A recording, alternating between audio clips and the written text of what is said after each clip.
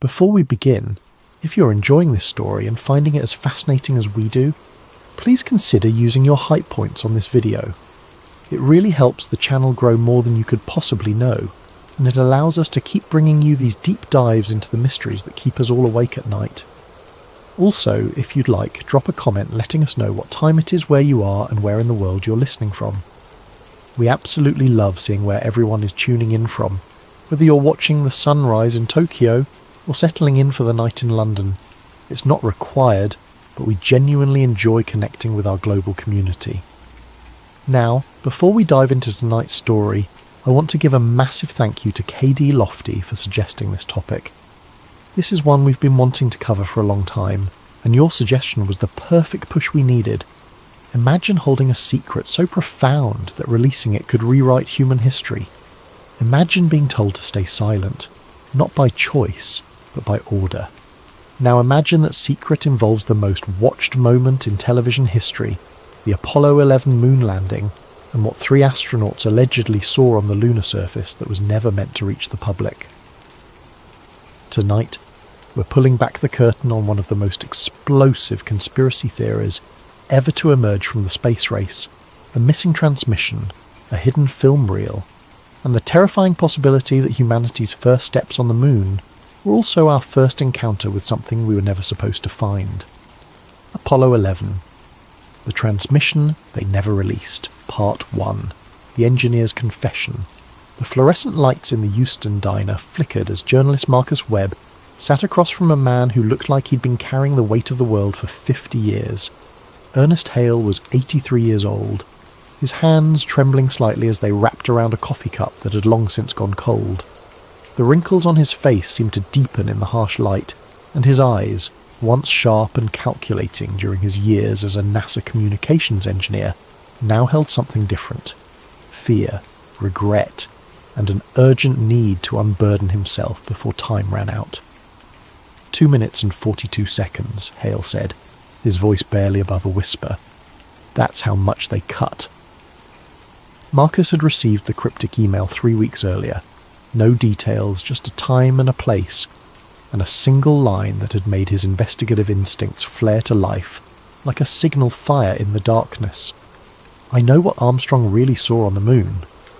As a journalist specialising in declassified government documents and Cold War-era conspiracies, Marcus had heard plenty of wild claims about Apollo 11. Most were easily debunked fantasies, the kind of stories that fell apart the moment you applied even basic scrutiny. But something about Hale's message felt different.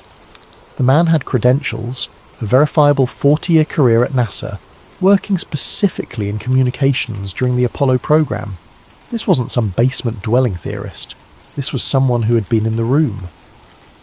"You're telling me NASA deliberately cut audio from the moon landing broadcast?" Marcus asked, activating the voice recorder on his phone and sliding it across the table. Hale nodded slowly, his gaze drifting to the window where the Texas sunset painted the sky in shades of orange and red. Not just audio.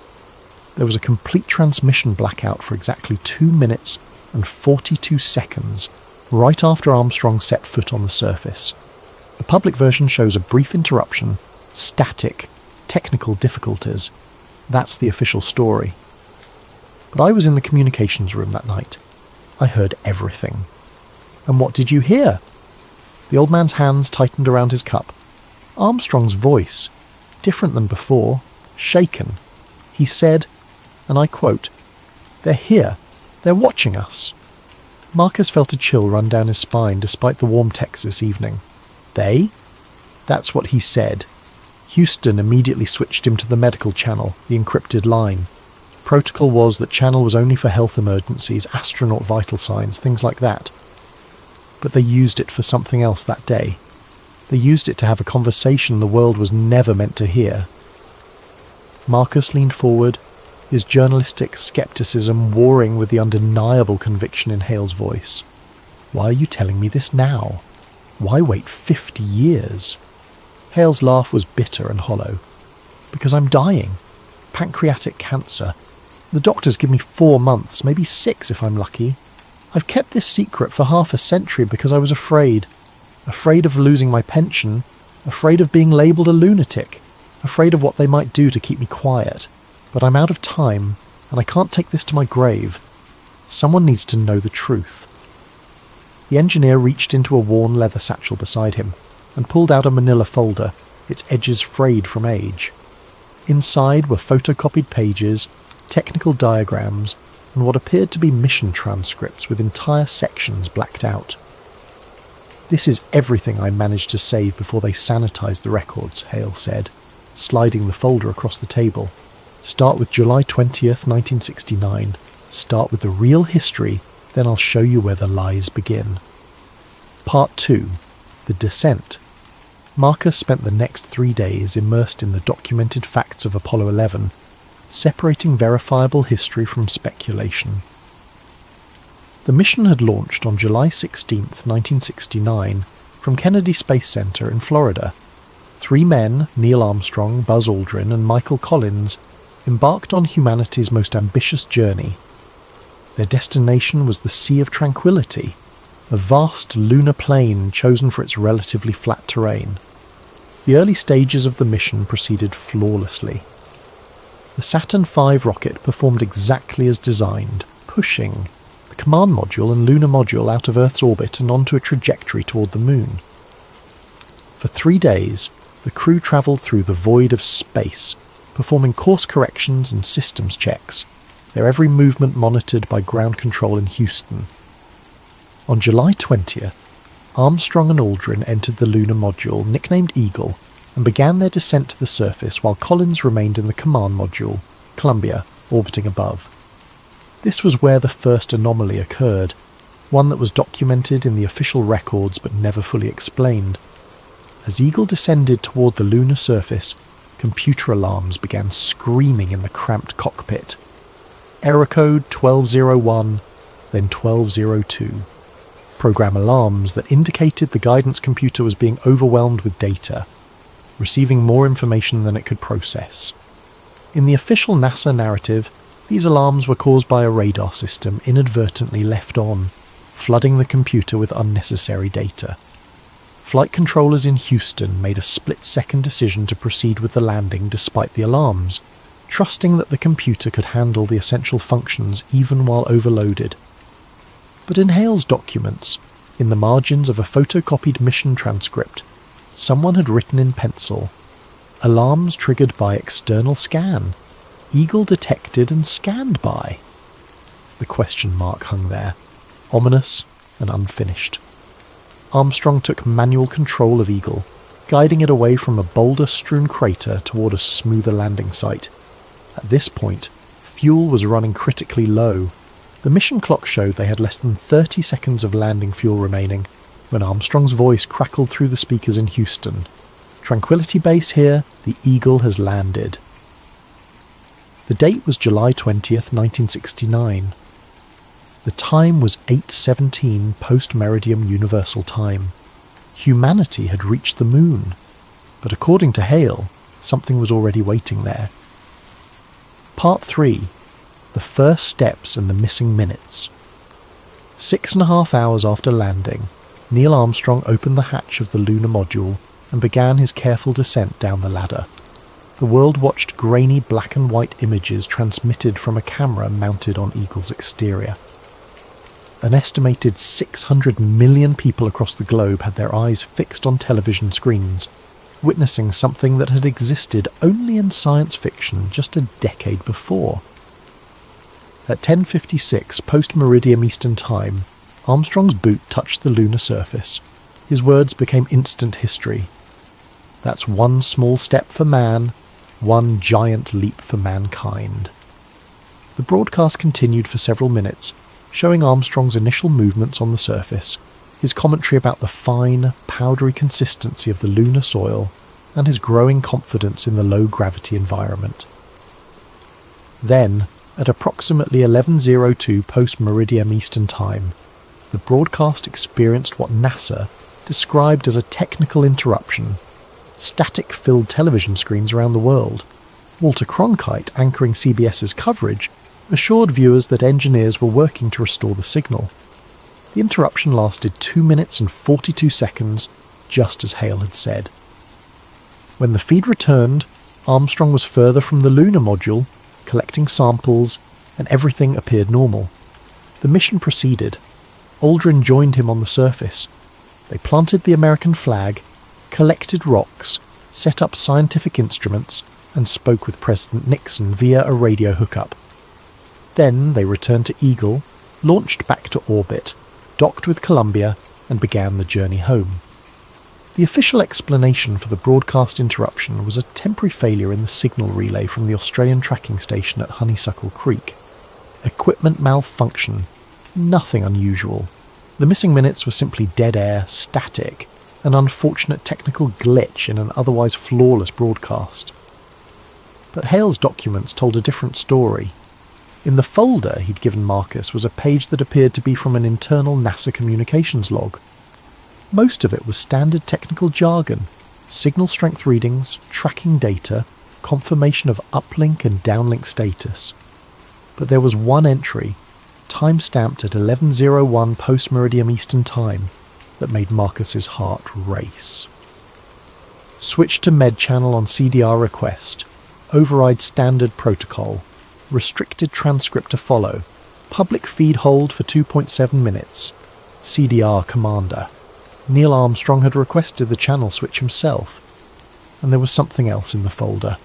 A fragmentary transcript labelled Apollo 11 EVA Medical Channel Excerpt, July 20, 1969, 11:01 to 11:03 p.m. Eastern.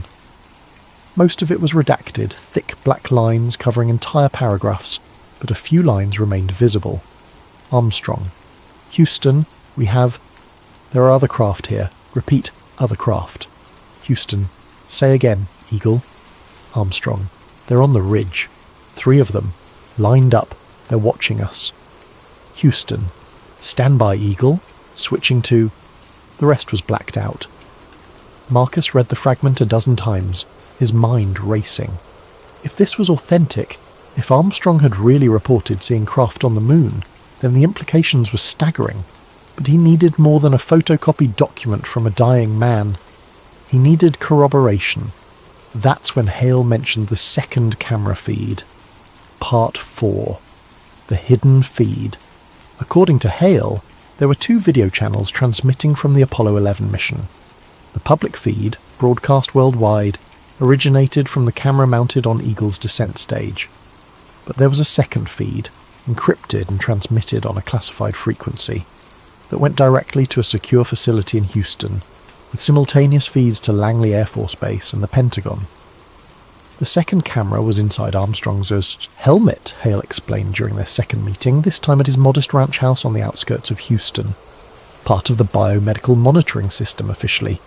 It was supposed to record the astronauts' field of view for training and debriefing purposes. But the real reason was reconnaissance. The Air Force wanted independent visual confirmation of everything the astronauts encountered. And you saw this second feed? Marcus asked. Hale nodded. I was part of the team monitoring communications integrity.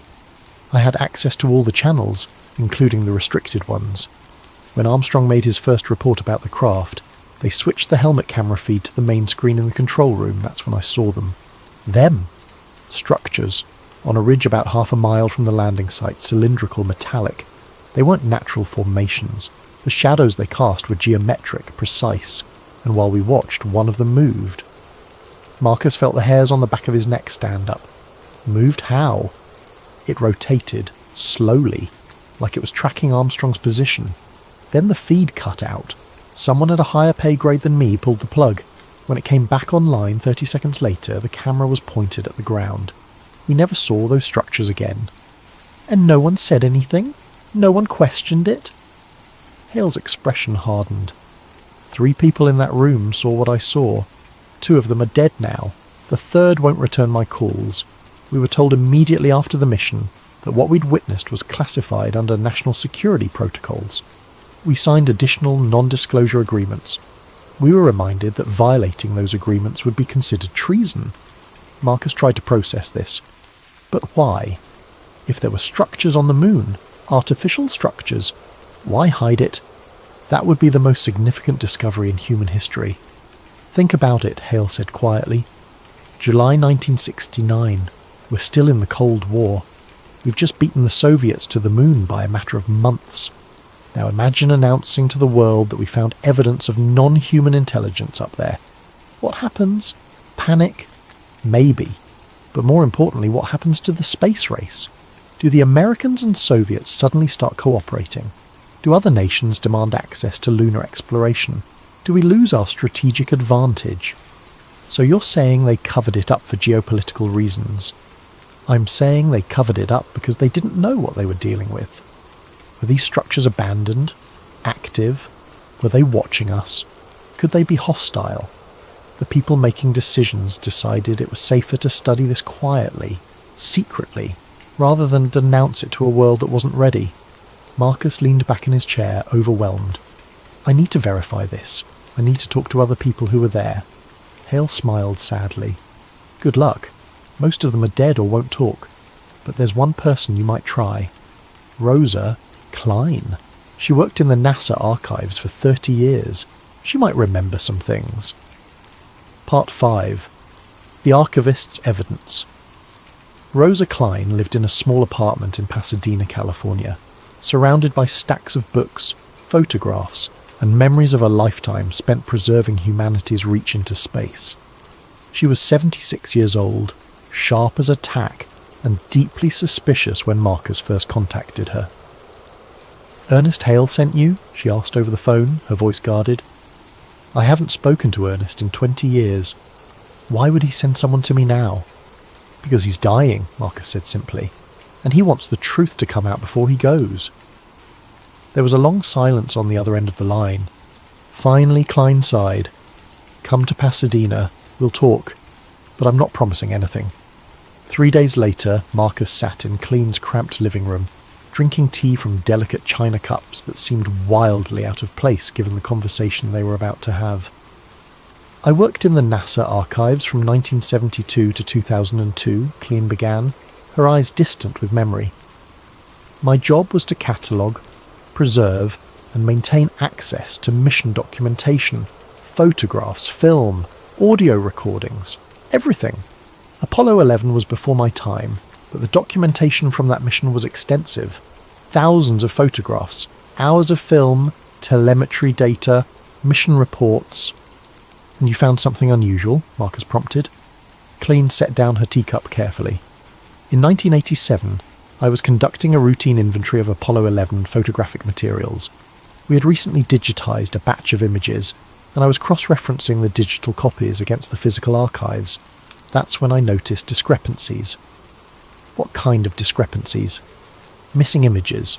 The photo manifest, the official list of every photograph taken during the mission, listed several images that weren't in the archive. The designations were sequential, standard NASA format, as 11-something something. But when I tried to locate the physical photographs, they were gone. And here's the strange part. The gaps in the sequence all fell within a specific time frame. Let me guess, Marcus said. Right after the landing? Klein nodded. The missing images were all from the first 40 minutes Armstrong and Aldrin were on the surface. I filed a report about the discrepancy. 2 weeks later, my supervisor called me into his office and told me I'd made a mistake. The missing photos had never existed. The manifest I'd seen was an early draft that included planned photos that were never actually taken due to time constraints. But you didn't believe that? Of course not. I'd been doing that job for 15 years. I knew the difference between a preliminary photo plan and a completed mission manifest. But I also knew when to keep my mouth shut. I let go. Officially. And unofficially? Klein stood and walked to a bookshelf crammed with binders and folders. She pulled out a slim blue folder and handed it to Marcus. Inside was a photocopy of a document, yellowed with age but still legible. It was a photo manifest stamped with official NASA headers and dated August 5th, 1969. Marcus scanned the list of image designations, his pulse quickening as he saw the gaps Klein had mentioned. AS-11-43 through AS-11-51 were missing. 8 consecutive images. I made a copy before they sanitized the records, Klein said quietly. I knew someday someone would ask questions. I just didn't think it would take this long. What do you think those photos showed? Klein sat back down, her hands folded in her lap. I think they showed whatever Armstrong and Aldrin saw on that ridge. I think someone at NASA or the Pentagon decided those images were too sensitive to remain in the public archive, so they removed them and pretended they never existed. Marcus felt the pieces starting to come together, but he still needed more. Did you ever hear anything else? Rumours? Gossip? Anything about what might have been on those photos? Clean hesitated, then nodded slowly. There was an old technician, worked in photo processing during the Apollo era. He retired in the late 80s. We used to have lunch sometimes, talk shop. One day, after a few drinks, he told me about a special project he'd worked on. He called it the clean-up detail. Clean-up? His job was to retouch lunar surface photos before they were released to the public. NASA claimed it was just to enhance clarity, improve contrast, make the images more suitable for publication, but he said they were removing things. Shadows that didn't match the terrain, reflections that couldn't be explained, dark silhouettes on distant horizons. Marcus's mind was racing. Did he say specifically what they were removing? He wouldn't give details, but he did say one thing I've never forgotten. He said the moon wasn't empty when we got there. He said it was never empty. Part 6. The Astronaut's Silence. Michael Collins, the third member of the Apollo 11 crew, orbited the moon alone in the command module Columbia, while Armstrong and Aldrin made history on the surface below. Every public account emphasized his isolation. The loneliest man in the universe, they called him, cut off from all human contact during his passes around the moon's far side. But according to Hale's documents, Collins made his own disturbing observations during those solitary orbits. Marcus tracked down a former NASA public affairs officer who'd worked with Collins during post-mission appearances. The man, who insisted on anonymity, agreed to meet at a bar in Clear Lake, Texas, not far from the Johnson Space Center. Collins was different after Apollo 11, the former officer said, nursing a beer and keeping his voice low despite the noise of the sports bar around them. Armstrong and Aldrin got all the attention, obviously, but Collins was the one who seemed most affected by the experience. He did the appearances, the tours, the press conferences, but there was something in his eyes, like he'd seen something that changed him. Did he ever talk about it? Marcus asked. Not publicly, but there were private moments. I travelled with him for 2 years after the mission, helping coordinate media appearances. One night we're in a hotel in Tokyo, both of us jet-lagged, sitting in the bar at 3 a.m. He's had a few drinks, more than usual, and he starts talking about the far side of the moon. Marcus leaned closer. What did he say? He said being on the far side was strange. Total radio silence from Earth, from Houston, from the lunar module. Just him and the cosmos. He said that's when he saw it. Saw what? The former officer took a long drink before answering. A light, moving alongside Columbia. At first he thought it was debris, part of the spacecraft, or maybe something from the lunar module, but it paced him. Matched his orbital velocity perfectly. Stayed at a constant distance. He watched it for 3 complete orbits. Then, right as he was about to come back around to the near side, it accelerated and disappeared. Did he report it? He said he did, on the private channel once he re-established contact with Houston. They told him it was probably space junk or an optical illusion from the sun reflecting off particles. But Collins didn't buy it. He said he knew what space debris looked like, and this wasn't it. This was deliberate. This was something watching him. Marcus felt his excitement building. Is there any record of this report? The former officer shook his head. If there is, it's buried deep. Collins never mentioned it publicly. But here's the thing. I wasn't the only one he told. There were others over the years. People he trusted. We all signed NDAs, promised never to discuss conversations we had with the astronauts. But I figure after 50-some years, and with you already digging into this, maybe it's time. Back in his hotel room that night, Marcus reviewed everything he'd gathered so far. Hale's testimony about the transmission blackout and the helmet camera feed. Klein's evidence of missing photographs and image manipulation.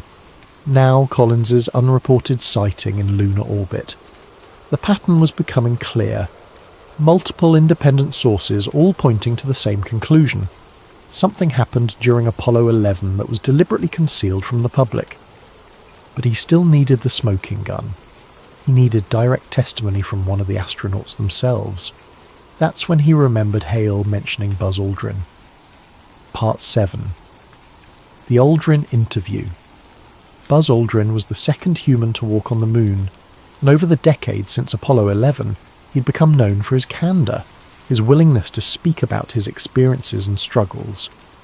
He'd discussed his battles with depression and alcoholism, his frustrations with NASA, bureaucracy, his thoughts on the future of space exploration. And on a few notable occasions he'd hinted at something unusual during the Apollo 11 mission. Marcus found a reference to a 1996 interview that Aldrin had done with a small aerospace magazine. The interview had never been published, supposedly due to editorial disagreements, but the journalist who conducted it, a woman named Patricia Hammond, was still alive and working as a freelance writer in Florida. When Marcus called her, Hammond's response was immediate and defensive. "I don't talk about that interview. I signed an agreement." "With NASA?" Marcus asked. "With lawyers representing NASA.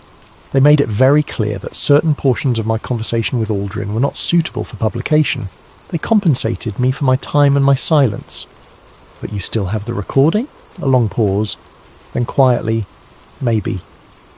It took 3 more phone calls, a promise to keep her name out of any publication, and a wire transfer of $5,000 before Hammond agreed to send Marcus a digital copy of the suppressed portion of the interview. What he heard made his hands shake. The interview audio was scratchy, clearly recorded on older equipment, but the voices were clear. Hammond asking questions, Aldrin answering thoughtfully, until she asked about the famous UFO sighting during Apollo 11. In public statements over the years, Aldrin had acknowledged seeing something unusual during the flight to the moon, but always with caveats. It was probably a panel from the spacecraft separation. It could have been debris, nothing definitive, but in this unpublished interview his tone was different. "Hammond, there's been a lot of speculation about what you saw on the way to the moon. Can you describe it?" Aldrin, "We saw something, all 3 of us. It was following us, maintaining distance. It wasn't debris, because debris doesn't maintain formation. It wasn't the Saturn IV panel, because we could see that tumbling away in a different direction." Hammond, "What did it look like?" Aldrin, "Cylindrical, metallic. When the sun hit it at certain angles, it was brilliant. Other times it was dark, almost invisible. We reported it to Houston on a private channel." Hammond, "And what did Houston say?" Aldrin, "They told us not to discuss it publicly. They said it would cause unnecessary panic. But that wasn't the strangest part." Hammond, "What was the strangest part?" Aldrin, long pause. "When we landed on the moon, there were 3 more of them, on the ridge, just like the one that followed us. Same shape, same size, like they were waiting." Hammond, "You reported this as well?" Aldrin, "Of course. Neil did, immediately. That's when they cut the public feed and put us on the encrypted channel. They didn't want the world to hear what we were describing." Hammond, "What did you describe?" Aldrin, "Structures, technology, something that definitely wasn't human. We were told very clearly that this information was classified under national security protocols. We were told that discussing it could jeopardize not just the space program, but national security itself." Hammond, "And you've kept quiet all these years?" Aldrin, "What choice did I have? You think I wanted to be labelled a crackpot? You think I wanted to spend the rest of my life being questioned about little green men? But I'll tell you this, what we saw was real. It was there. And someone needs to find out what it was and why we were told to stay silent." The recording ended there. According to Hammond, that's when Aldrin's publicist had intervened, ended the interview, and initiated the legal process to suppress the recording.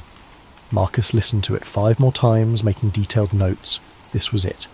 Direct testimony from one of the Apollo 11 astronauts, on record, describing exactly what Hale had claimed: the structures on the ridge, the encrypted communication channel, the directive to remain silent, but he still needed to know what happened next. What did NASA do with this information? Where did it go? The answer, according to Hale, lay in a classified debriefing that took place 8 days after the astronauts returned to Earth. Part 8. the secret debriefing. On July 28, 1969, the Apollo 11 crew underwent their official mission debrief at the Manned Spacecraft Center in Houston. The public version of this debrief covered technical aspects of the flight, equipment performance, scientific observations, and recommendations for future missions. The transcript runs to hundreds of pages and has been publicly available for decades. But according to documents Hale provided, there was a second classified debriefing that same day. This one took place in a secure conference room with only select personnel present. No press, no public record. And according to a fragmentary transcript Hale had managed to preserve, the discussion was explosive. The partial transcript Marcus received was heavily redacted, but enough remained to paint a disturbing picture. Classified debriefing, Apollo 11. Crew date, July 28, 1969. Location, Building 30, Manned Spacecraft Center. Present, redacted, redacted. N. Armstrong, E. Aldrin, M. Collins, redacted. Redacted. Gentlemen, this session is classified top secret. Nothing discussed here leaves this room. Is that understood? Armstrong. Understood. Redacted. Commander Armstrong, please describe in detail what you observed at 11:01 Eastern Time on July 20th. Armstrong. After exiting the LM and conducting initial surface assessment, I observed 3 cylindrical objects on a ridge approximately 0.8 kilometers from our position. The objects were metallic in appearance. Vertical orientation, approximately, redacted. Size estimate, Armstrong. Difficult to gauge at that distance, but estimated between 40 and 60 feet in height. They were arranged in a linear pattern, evenly spaced, redacted. Movement, Armstrong. The centre object appeared to rotate slowly. The rotation was observable due to a reflective surface that caught sunlight intermittently. I observed this for approximately 90 seconds before Houston requested channel switch, redacted. Colonel Aldrin, did you observe these objects as well? Aldrin, yes. When I exited the LM approximately 20 minutes later, I looked toward the ridge Armstrong had described. The objects were still visible. I observed what appeared to be independent illumination, a glow that wasn't consistent with solar reflection. Collins, I'd like to add something. Redacted. Go ahead. Collins. During my solo orbits, I observed a similar object maintaining position relative to Columbia. This was consistent across multiple orbits. The object matched our velocity and altitude precisely. When I reported this, I was instructed to... The transcript cuts off here. The remainder of the document was missing, but Hale had provided context in his notes. According to him, the debriefing had concluded with explicit instructions to the crew. They were to maintain absolute silence about their observations. They were told that investigation into the phenomena was ongoing at the highest levels of government, and that premature disclosure could compromise both national security and the space program itself. The astronauts had complied. For 50 years they'd carried the secret. But the government's investigation, according to Hale, had continued in the shadows. Part 9. The Pentagon Connection. The Defense Intelligence Agency had maintained close oversight of the Apollo program from its inception. While NASA was a civilian agency, the military implications of space exploration were obvious. Reconnaissance, communications, potential weapons platforms, all of these fell within DoD's purview. So when Apollo 11 reported anomalous objects on the lunar surface, it was the DIA that took the lead in analysing the implications. Marcus managed to track down a former DIA analyst who'd worked on aerospace intelligence during the late 1960s. The man, who insisted on using only the pseudonym Thomas, agreed to speak on condition of complete anonymity. The Apollo 11 findings triggered a complete reassessment of our understanding of the lunar environment, Thomas said during their secure video call. We'd been sending probes to the moon since the early 60s, Ranger, Surveyor, Lunar Orbiter. None of them had detected anything unusual. No structures, no anomalies. So when the Apollo crew reported what they saw, the initial reaction was skepticism. But they investigated, Marcus asked. Extensively. We pulled every photograph, every piece of telemetry data, every communication transcript. We analysed sun angles, shadow patterns, optical illusions. We even considered the possibility that the crew was hallucinating, some kind of psychological break from the stress of the mission. But you couldn't explain it away. Thomas was silent for a long moment. No, the evidence was too consistent. 3 trained observers, all reporting the same phenomena independently. Visual confirmation from multiple angles. And then there were the photographs. The missing photographs from the archive, Marcus prompted. Those photos weren't missing. They were moved, classified. I saw some of them during the initial analysis. They showed exactly what the crew described. Cylindrical structures, geometric precision, surface composition inconsistent with natural lunar formations. So what did you conclude? Officially, the analysis was inconclusive. We couldn't definitively prove the objects were artificial, so we couldn't justify public disclosure. Unofficially, every analyst who saw that data knew we were looking at something that didn't belong there, something that predated our arrival. Alien technology, Thomas laughed bitterly. That's the obvious conclusion, isn't it? But here's the thing that bothered us most. The objects weren't ancient. They weren't covered in lunar dust. They weren't degraded by micrometeorite impacts or radiation. They looked new, which meant either they were recently placed there, or they were maintained somehow. That's terrifying. It gets worse. We analysed the trajectory of the object Collins reported shadowing the command module. Based on its behaviour, matching orbital velocity, maintaining precise distance, it would have required sophisticated propulsion and guidance systems, more sophisticated than anything we had at the time, maybe more sophisticated than anything we have now. Marcus felt a chill run through him. So what happened? Where did the investigation go from there? Above my pay grade, Thomas said.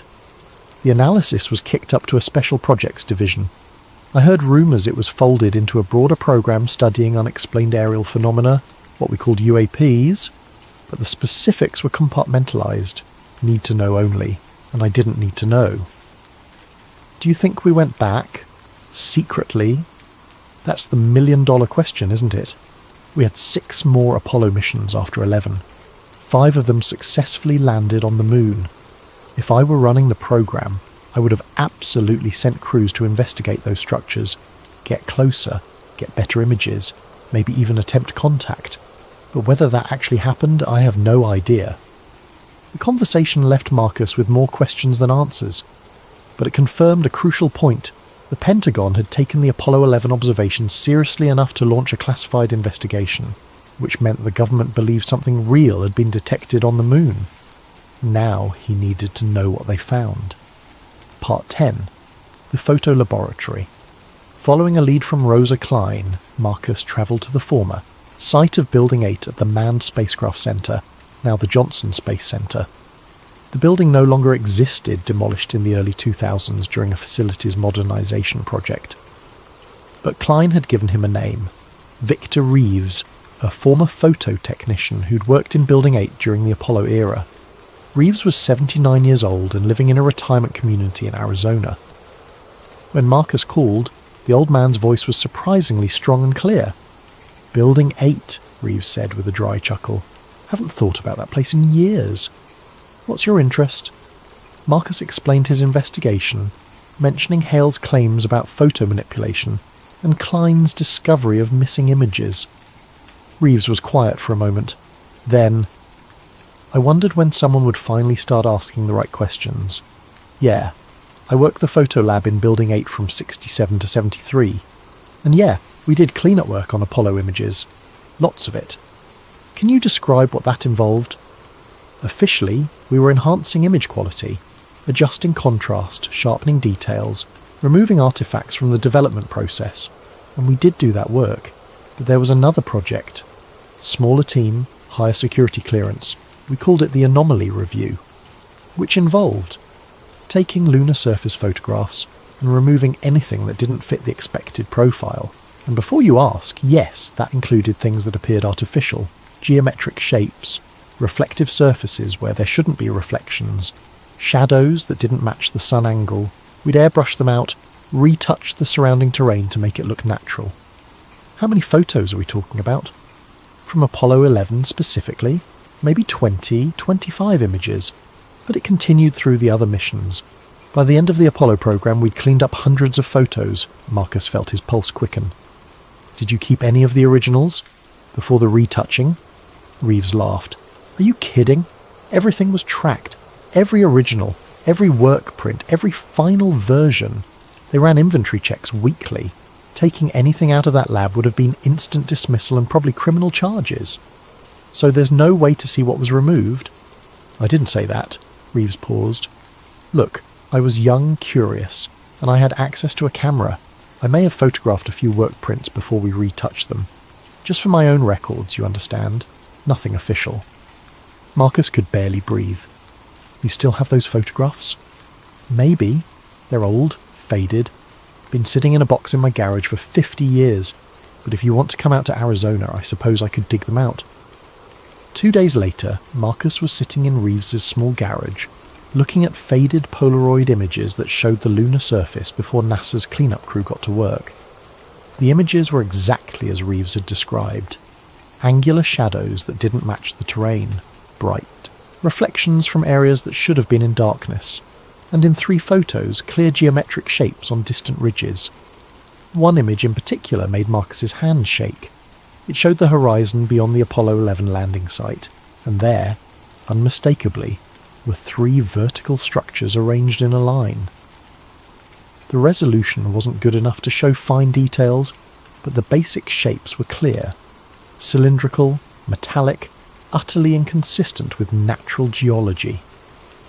That's what you were looking for, isn't it? Reeves said quietly. Marcus nodded, unable to speak. Keep it, Reeves said. I'm too old to care about NDAs anymore. If someone wants to prosecute an 80-year-old man for showing you a 50-year-old photo, let them try. The world deserves to know the truth. Part 11. Armstrong's Warning. The deeper Marcus dug into the Apollo 11 cover-up, the more he understood why the astronauts had remained silent for so long. The pressure applied to them hadn't just been bureaucratic or legal. It had been personal and intense. He found evidence of this in an unexpected place. The private papers of a former NASA administrator that had been donated to a university archive. Buried in routine correspondence from the 1970s was a memo from a DA liaison to NASA leadership, marked Eyes Only. The memo, dated April 3, 1970, outlined recommended protocols for managing astronaut testimony regarding classified mission observations. The language was bureaucratic, but the intent was clear. Astronauts who discussed their observations publicly would face administrative consequences, including loss of flight status, pension review, and potential criminal prosecution under espionage laws. But there was one instance where the pressure had almost broken. Marcus discovered this through an interview with the widow of a former NASA public affairs officer. Her husband had died in 2008, but she remembered a story he'd told her about Neil Armstrong at a White House event in 1985. My husband said Armstrong had been drinking more than usual that night, she recalled. There was a small reception after the main event, just a few dozen people. Armstrong was talking with some aerospace contractors, and my husband overheard him say something strange. He said, "We were warned away. They didn't want us there." "Warned by who?" Marcus asked. That's what my husband asked, but Armstrong just shook his head and walked away. The next day, my husband got a call from Armstrong's assistant, asking if he'd overheard anything unusual at the reception. When my husband asked why, the assistant said Armstrong had been under stress and may have made some inappropriate comments. They wanted to make sure nothing made it into the media. Did your husband report what he heard? Not officially, but he told me he always wondered what Armstrong meant. Warned away by who and why? The answer might have come from another source, a colleague of Armstrong's from his test pilot days who'd stayed in touch over the decades. The man, who asked not to be named, told Marcus about a conversation he'd had with Armstrong in the late 1990s.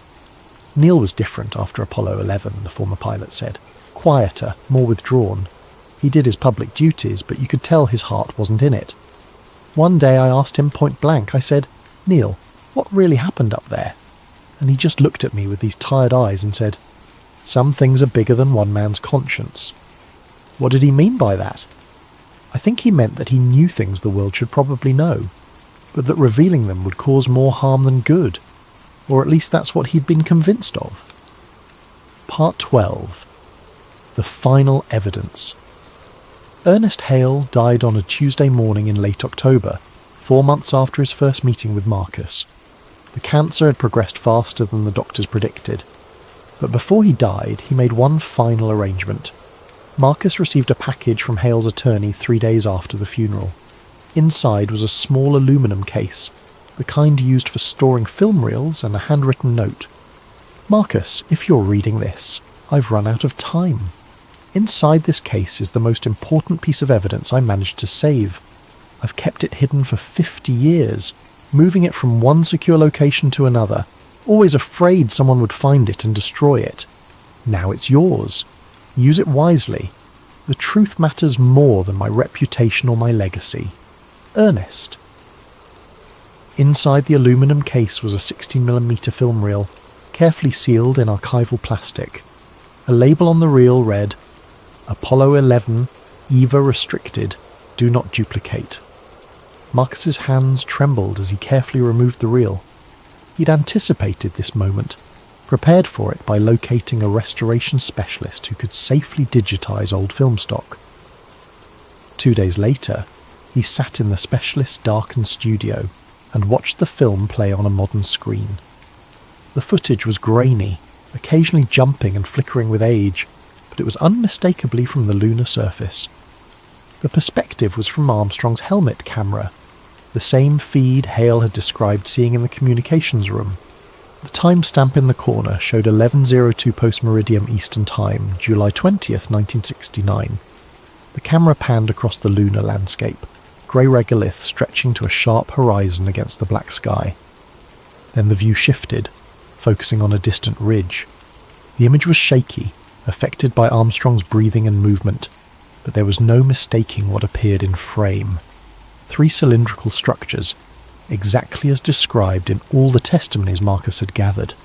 They were metallic, catching the harsh sunlight and casting precise geometric shadows on the lunar surface.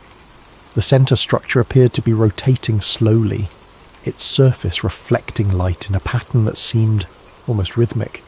Then the audio kicked in, scratchy and broken but audible. A voice, Armstrong's, tight with tension. "Houston, do you copy this feed?" Static, then another voice from Houston. "We copy, Eagle. Maintain visual contact." Armstrong again. "It's moving, the centre one, it's rotating toward my position." Another voice, Aldrin's, in the background. "Neil, it's tracking you, it's definitely tracking you." Houston. "Stand by, Eagle, we're analysing." The camera continued to focus on the structures for another 30 seconds. Then suddenly the centre structure seemed to flare with light, a brilliant reflection that washed out the camera for several frames. When the image cleared, the camera was pointed at the ground. Armstrong's breathing was audible, rapid and shallow. Houston. "Eagle, redirect to surface sample collection. Acknowledge." Armstrong. "Acknowledged." The footage ran for another 10 seconds, showing only lunar soil, then cut to black. Marcus watched the film 6 times in total, making detailed notes, capturing screenshots, ensuring he had documented every frame. This was it. Physical evidence of exactly what Hale, Aldrin, and the others had described.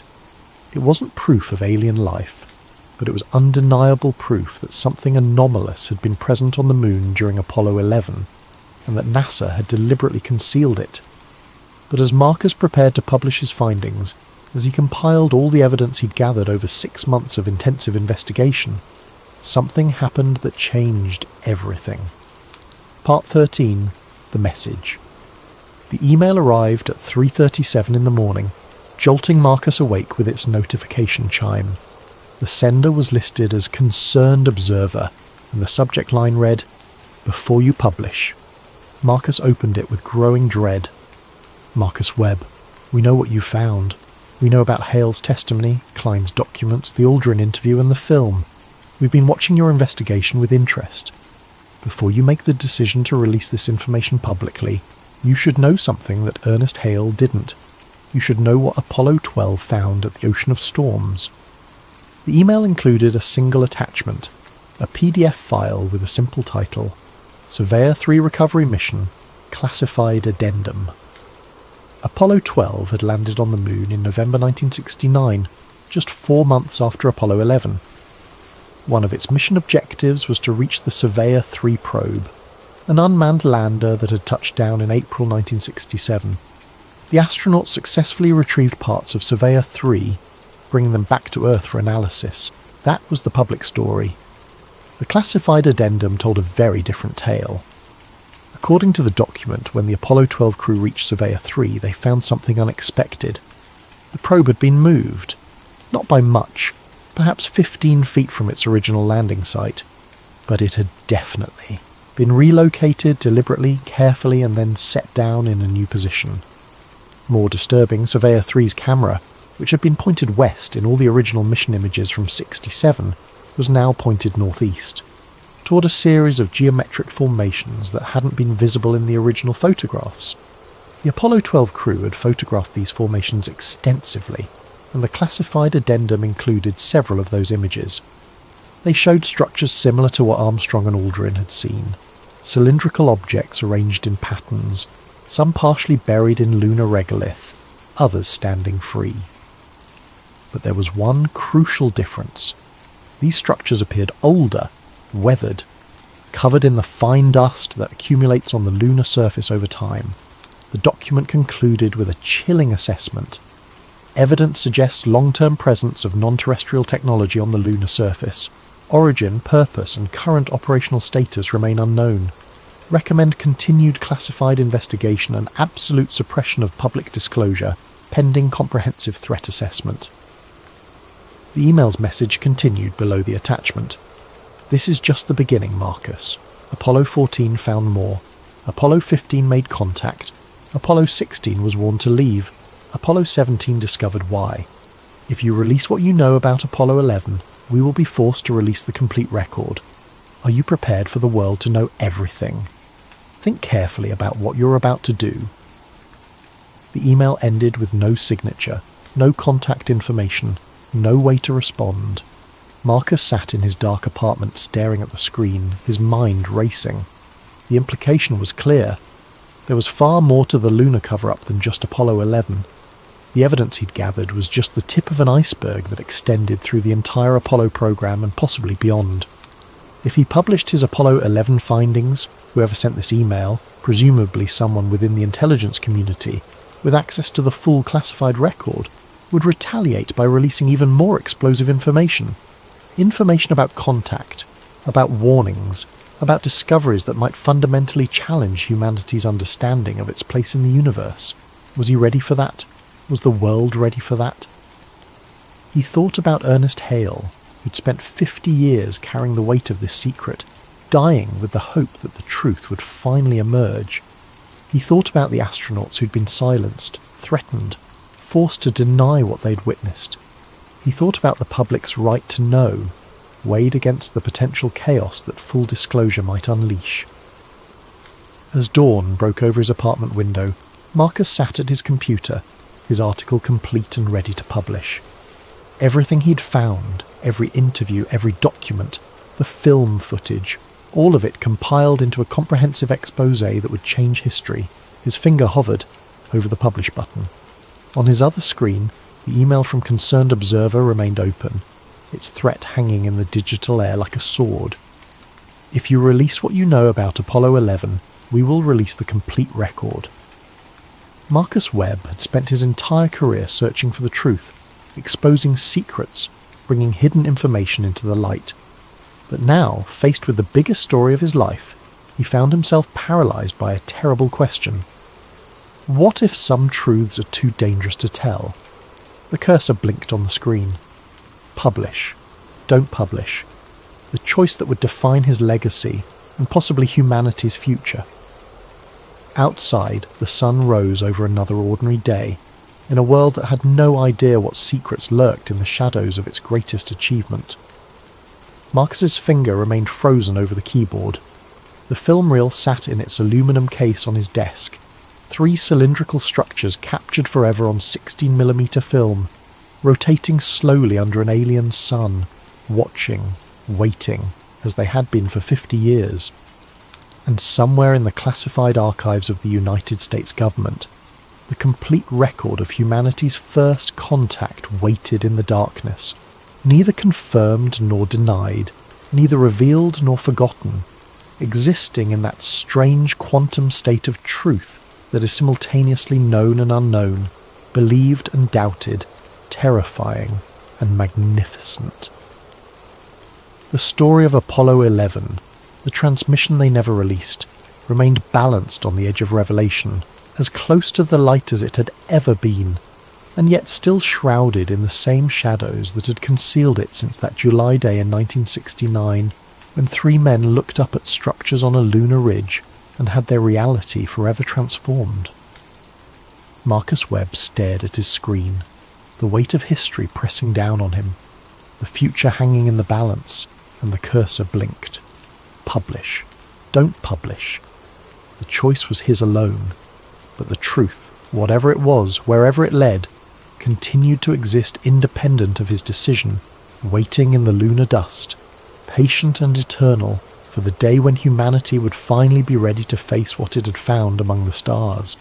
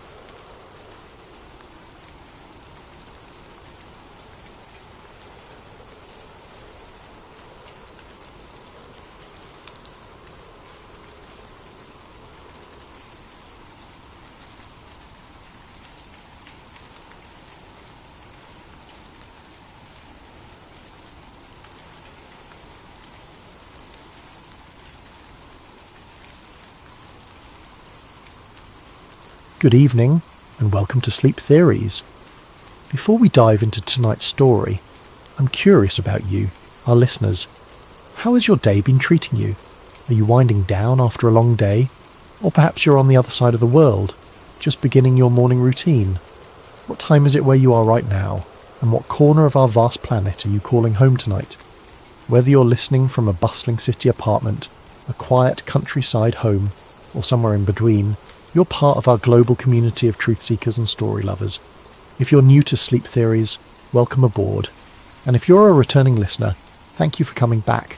Don't forget to subscribe if you haven't already. We have so many more mysteries to uncover together, and your subscription helps us bring these stories to light. Now, settle in, get comfortable, and prepare yourself for a tale that will make you question everything you thought you knew about one of history's most famous disasters. Tonight, we're going beneath the surface of the North Atlantic, not just to explore the wreckage of a legendary ship, but to uncover a conspiracy so massive, so carefully orchestrated, that it may have shaped the course of world history.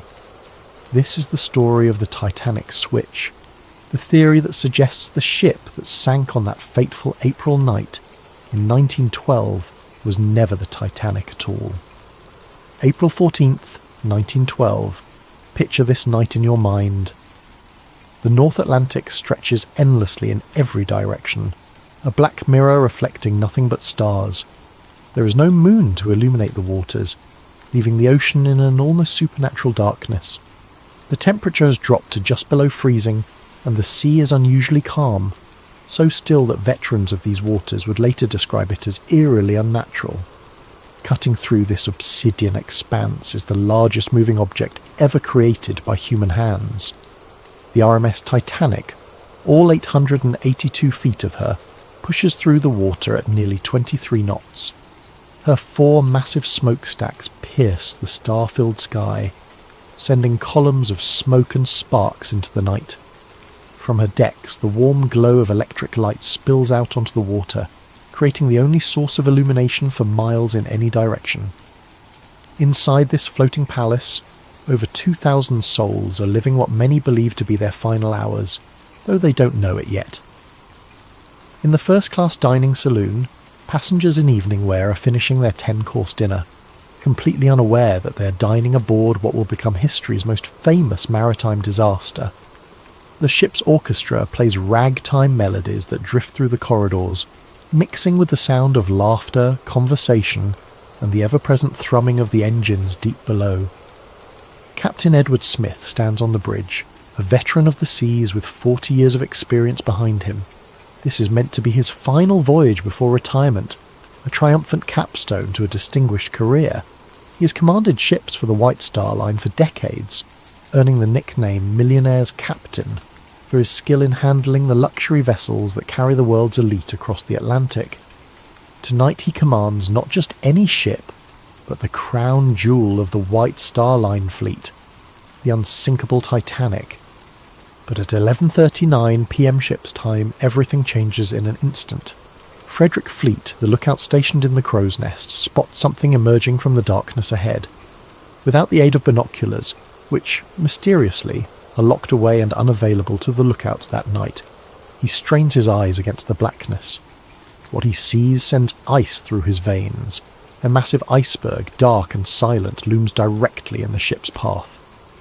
"Iceberg right ahead," Fleet shouts into the telephone that connects him to the bridge. First Officer William Murdoch receives the warning and immediately orders hard a starboard and full astern. The helmsman spins the wheel, and the engine room receives the telegraph signal to reverse engines. For 37 seconds, the fate of over 2,000 people hangs in the balance as the massive ship begins to turn. But it's too late. The Titanic's starboard side scrapes along the iceberg with what survivors would later describe as a sound like thunder, though to many passengers it felt like nothing more than a slight shudder. Some passengers on the lower decks report chunks of ice falling onto the deck, and a few even gather pieces as souvenirs, joking about their close call with the ice. They have no idea that their ship is already doomed. Below the waterline, the iceberg has opened up the first 5 compartments of the ship's hull. The Titanic was designed to survive flooding in up to 4 compartments, but 5 is too many. Thomas Andrews, the ship's designer who is aboard for this maiden voyage, quickly calculates the mathematics of disaster. With 5 compartments flooding, the ship will inevitably sink by the bow, pulling the rest of the vessel down with her. "How long do we have?" Captain Smith asks Andrews. "An hour, 2 at most." And so begins one of the most studied, documented and debated disasters in human history. Over the next 2 hours and 40 minutes, the unsinkable ship will break apart and slip beneath the waves, taking with her over 1,500 souls. The survivors will tell stories of heroism and cowardice, of the band playing hymns as the ship tilted toward her grave, of the insufficient lifeboats and the icy water that killed most victims within minutes. This is the story we all know. This is the official narrative that has been told and retold for over a century. But what if everything we think we know about that night is wrong? What if the ship that struck the iceberg and sank in the North Atlantic was never the Titanic at all? What if the real conspiracy began not in the aftermath of the disaster, but months before, in the shipyards of Belfast, where 2 sister ships sat side by side, and where a desperate plan was hatched to save a failing company from financial ruin? What if the disaster that shocked the world was not an accident, but the culmination of the most audacious insurance fraud ever attempted? Tonight, we're going to explore a theory that suggests the Titanic disaster was not just a tragedy, but a carefully orchestrated conspiracy involving some of the most powerful men in the world. We're going to examine evidence that points to a massive cover-up, one that may have claimed the lives of over 1,500 innocent people in service of greed, power, and political manipulation. This is the story of the Titanic switch, and by the end of our journey together, you may never look at this famous disaster the same way again. To understand the theory of the Titanic switch, we must first travel back to the shipyards of Belfast Island, where 2 virtually identical ships were taking shape side by side. The story begins not with disaster, but with dreams of maritime supremacy and the fierce competition between the great shipping lines of the early 20th century. Harland and Wolff Shipyard in Belfast was, at the time, one of the premier shipbuilding facilities in the world. The massive facility sprawled along the banks of the River Lagan, its enormous gantry cranes towering over the landscape like steel monuments to industrial ambition. It was here, in this cathedral of steel and rivets, that the White Star Line had commissioned 3 ships that would change ocean travel forever. The Olympic-class ships, as they would be known, were conceived as the ultimate expression of luxury and engineering prowess. These were to be the largest, most opulent vessels ever built, designed to dominate the lucrative North Atlantic passenger route and crush the competition from rival shipping companies like Cunard Line. The first of these sister ships was the RMS Olympic, launched on October the 20th, 1910. She was a marvel of engineering, stretching 882 feet from bow to stern and weighing over 46,000 tons. Her 9 decks could accommodate over 2,000 passengers in unprecedented luxury, with amenities that included a swimming pool, a gymnasium, a Turkish bath, and dining rooms that rivaled the finest restaurants in London or New York. The Olympic was not just a ship. She was a floating city, a testament to British engineering and a symbol of the White Star Line's dominance of the seas. When she departed Southampton on her maiden voyage in June 1911, she carried with her the hopes and reputation of her builders. But less than 4 months after her maiden voyage, disaster struck.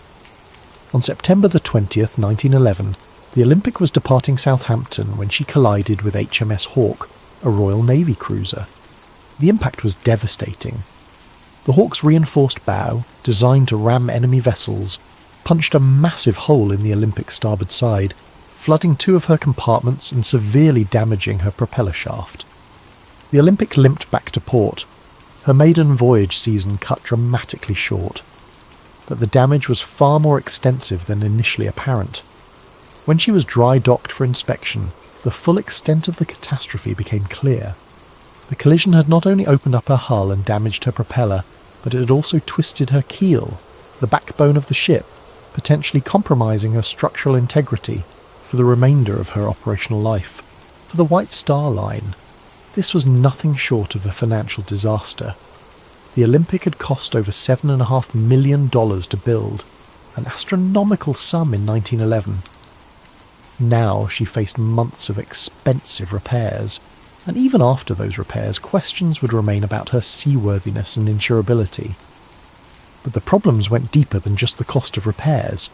The collision with HMS Hawke had occurred under circumstances that placed the Olympic at fault. Captain Edward Smith, yes, the same Captain Smith who would later command the Titanic on her fatal voyage, had been in charge of the Olympic when the accident occurred. The subsequent Admiralty Court inquiry found the Olympic to blame for the collision, meaning that the White Star Line would receive no insurance compensation for the damage.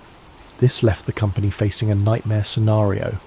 They had an expensive ship that needed costly repairs, no insurance money to pay for those repairs, and serious questions about whether insurance companies would be willing to fully cover the vessel in the future. The Olympic had gone from being the crown jewel of the White Star Line fleet to a massive financial liability virtually overnight. Meanwhile, in the same Belfast shipyard where the Olympic was undergoing her repairs, work was proceeding on her sister ship, the RMS Titanic. The Titanic was planned to be virtually identical to her older sister, with only minor modifications and improvements. From a distance, even expert ship observers would have difficulty telling the 2 vessels apart. They shared the same basic dimensions, the same general layout, the same distinctive 4-funnel silhouette that had become the signature of the White Star Line's premium vessels. This similarity, according to the switch theory, was not coincidental. It was the key to a plan that would solve the White Star Line's financial crisis, while simultaneously eliminating a massive liability. The theory suggests that sometime in late 1911 or early 1912, a decision was made at the highest levels of the White Star Line's ownership. Rather than spend millions repairing the Olympic and then operating her under a cloud of doubt about her structural integrity and insurability, they would swap the identities of the 2 ships. the damaged Olympic would be given the identity of the Titanic and sent out on what was ostensibly the new ship's maiden voyage. But this voyage would not be intended to reach New York. Instead, the disguised Olympic would be deliberately sunk, allowing the White Star Line to collect the full insurance value of a new undamaged vessel while simultaneously eliminating the financial burden of the real Titanic's damaged sister. Meanwhile, the real Titanic, now disguised as the Olympic, would quietly slip into service, her true identity hidden from the world. To understand why such a plan might have been attractive, we must consider the financial pressures facing the White Star Line in 1912. The company was owned by the International Mercantile Marine Company, a shipping trust controlled by American financier J.P. Morgan.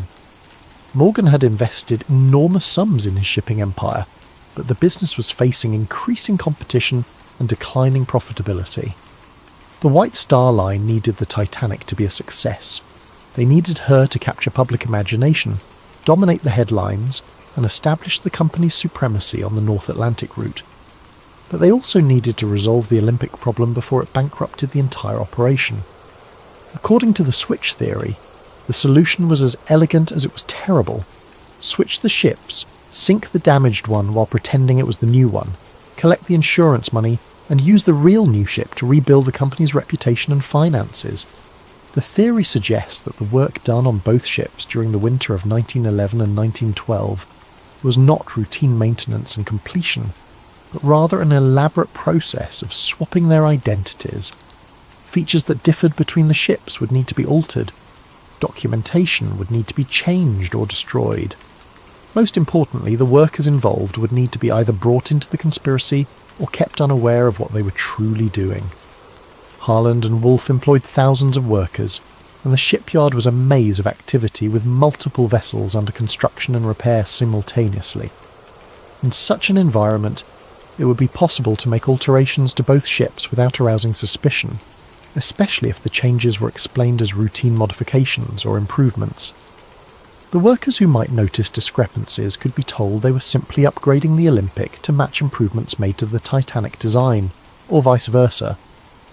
Only a handful of people at the very top of the hierarchy would need to know the true purpose of the work being done. But for such a plan to succeed, it would require more than just physical alterations to the ships. It would require careful planning of the disaster itself, ensuring that the right people were aboard and the right people were not, and that the sinking would occur in circumstances that would prevent too close an examination of the evidence. The switch theory suggests that every detail of the Titanic's maiden voyage was planned not to showcase a magnificent new ship, but to destroy an old damaged one while making it appear to be an accident. The passenger list, the route, the timing, even the crew assignments, all of these, according to the theory, were carefully orchestrated to serve the conspiracy. As we'll see, the evidence for this incredible claim goes far beyond simple speculation. There are photographs that seem to show differences between the ship that left Belfast and the ship that left Southampton. There are testimony from shipyard workers who noticed unusual modifications being made. There are suspicious cancellations by wealthy passengers who had every reason to want to be aboard the maiden voyage of the most famous ship ever built. Most tellingly, there are the financial motivations of the men who controlled the White Star Line. Men who stood to lose millions if the Olympic problem was not resolved, and who stood to gain millions if a carefully planned disaster could eliminate their problems while simultaneously collecting insurance payments. But before we examine that evidence, we need to understand exactly who these men were and just how much money was at stake in 1912. We need to understand the insurance motive that may have driven over 1,500 people to their deaths in the icy waters of the North Atlantic. Money. In the end, according to the switch theory, that's what the Titanic disaster was really about. Not the romance of the sea, not the hubris of calling a ship unsinkable, not even the class divisions that the disaster seemed to highlight. It was about money, enormous amounts of money that stood to be lost or gained depending on the fate of two ships and the decisions of a few powerful men. To understand the financial pressures that may have driven the conspiracy, we need to understand the business empire of one man, John Pierpont Morgan, the American financier who controlled more wealth and power than perhaps any individual in the history of capitalism. J.P. Morgan was not just wealthy, he was a force of nature in the world of early 20th century finance. His banking house, J.P. Morgan and Company, had financed railroads, steel companies, and industrial empires. He had personally intervened to prevent financial panics, earning him the nickname America's Bank. When the federal government needed money, they came to J.P. Morgan. When major corporations needed capital, they came to J.P. Morgan. By 1912, he controlled assets worth billions in today's currency. But Morgan's empire was not limited to American shores. In 1902, he had founded the International Mercantile Marine Company, a shipping trust designed to dominate transatlantic passenger and cargo traffic. The IM acquired control of numerous shipping lines, including the prestigious White Star Line, Morgan's crown jewel in maritime transportation. The White Star Line was the perfect fit for Morgan's vision. Founded in 1845, it had built its reputation on providing luxury service to affluent passengers crossing between Europe and America. The company's ships were known for their elegance, comfort and safety record. When Morgan acquired control, he saw an opportunity to create the ultimate expression of luxury travel while generating enormous profits. This vision led directly to the commissioning of the Olympic-class ships. Morgan intended these vessels to be more than just transportation. They would be floating advertisements for the supremacy of his shipping empire. The Olympic, Titanic and the planned third sister ship Britannic would capture the public imagination and establish IMM as the unquestioned leader in North Atlantic travel. The financial investment was staggering. Each ship cost approximately $7.5 million to build, roughly $200 million in today's currency. The Olympic alone represented an investment larger than the annual budget of many small nations. For the three ships combined, Morgan was risking an amount of money that could have funded a small war. But the potential profits were equally enormous. The North Atlantic passenger route was one of the most lucrative transportation businesses in the world. Wealthy Americans travelling to Europe for business or pleasure were willing to pay premium prices for luxury accommodations. European aristocrats and businessmen crossing to America represented another steady stream of high-paying customers. Immigrants seeking new lives in America provided volume traffic that, while individually less profitable, generated substantial revenue in aggregate. Morgan calculated that the Olympic-class ships would not only dominate this market but expand it. By offering unprecedented luxury and reliability, he could charge premium prices while attracting new customers who had never before considered ocean travel. The ships would pay for themselves within a few years, and then generate enormous profits for decades to come. This was the dream. The reality, as we've seen, was somewhat different. When the Olympic collided with HMS Hawke in September 1911, Morgan's carefully calculated investment began to unravel. The ship that was supposed to be generating revenue was instead sitting in dry dock, requiring expensive repairs. Worse, the legal finding that the Olympic was at fault for the collision meant that insurance would not cover the costs of those repairs. But the problems went beyond just the immediate cost of fixing the damage. The Olympic's accident raised serious questions about the ship's design and safety. If one of these supposedly superior vessels could be so easily damaged in a collision with a smaller ship, what did that say about their construction? More importantly for Morgan's business model, what did it say about their insurability? Insurance was critical to the economics of ship operation. No shipping company could afford to operate vessels worth millions of dollars without comprehensive insurance coverage. But insurance companies were in the business of managing risk, and a ship that had already demonstrated vulnerability might be difficult to insure at reasonable rates. The switch theory suggests that by late 1911, Morgan and his associates realised they faced a potential disaster that went far beyond the cost of repairing one ship. If insurance companies began to question the safety and reliability of the Olympic-class design, it could affect the insurability and profitability of the entire fleet. The Titanic, still under construction, might face higher insurance premiums or coverage limitations based on her sister ship's problems. Even worse, if the Olympic's structural damage was more extensive than initially apparent, the ship might prove to be uneconomical to operate even after repairs. a ship with a damaged keel might suffer from ongoing problems with stability, fuel efficiency, or structural integrity. She might require more frequent and expensive maintenance, reducing her profitability and potentially shortening her operational life.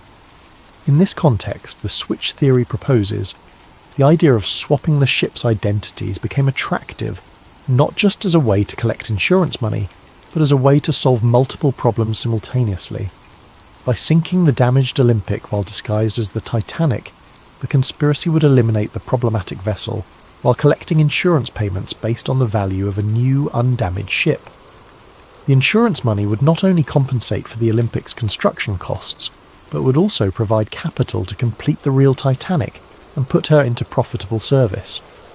Meanwhile, the real Titanic, now operating under the Olympic's identity, would begin generating revenue immediately.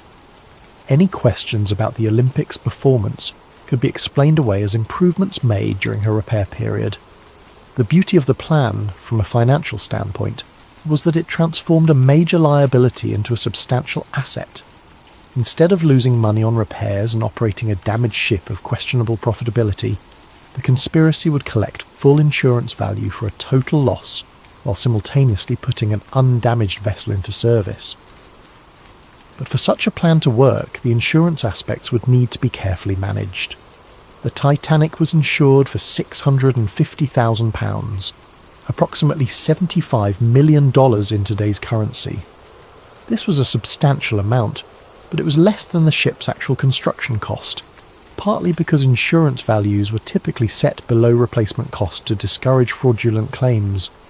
However, the insurance money would still represent a significant recovery of Morgan's investment. Combined with the revenues that the real Titanic could generate while operating as the Olympic, the financial benefits of the switch could potentially exceed the total cost of both ships.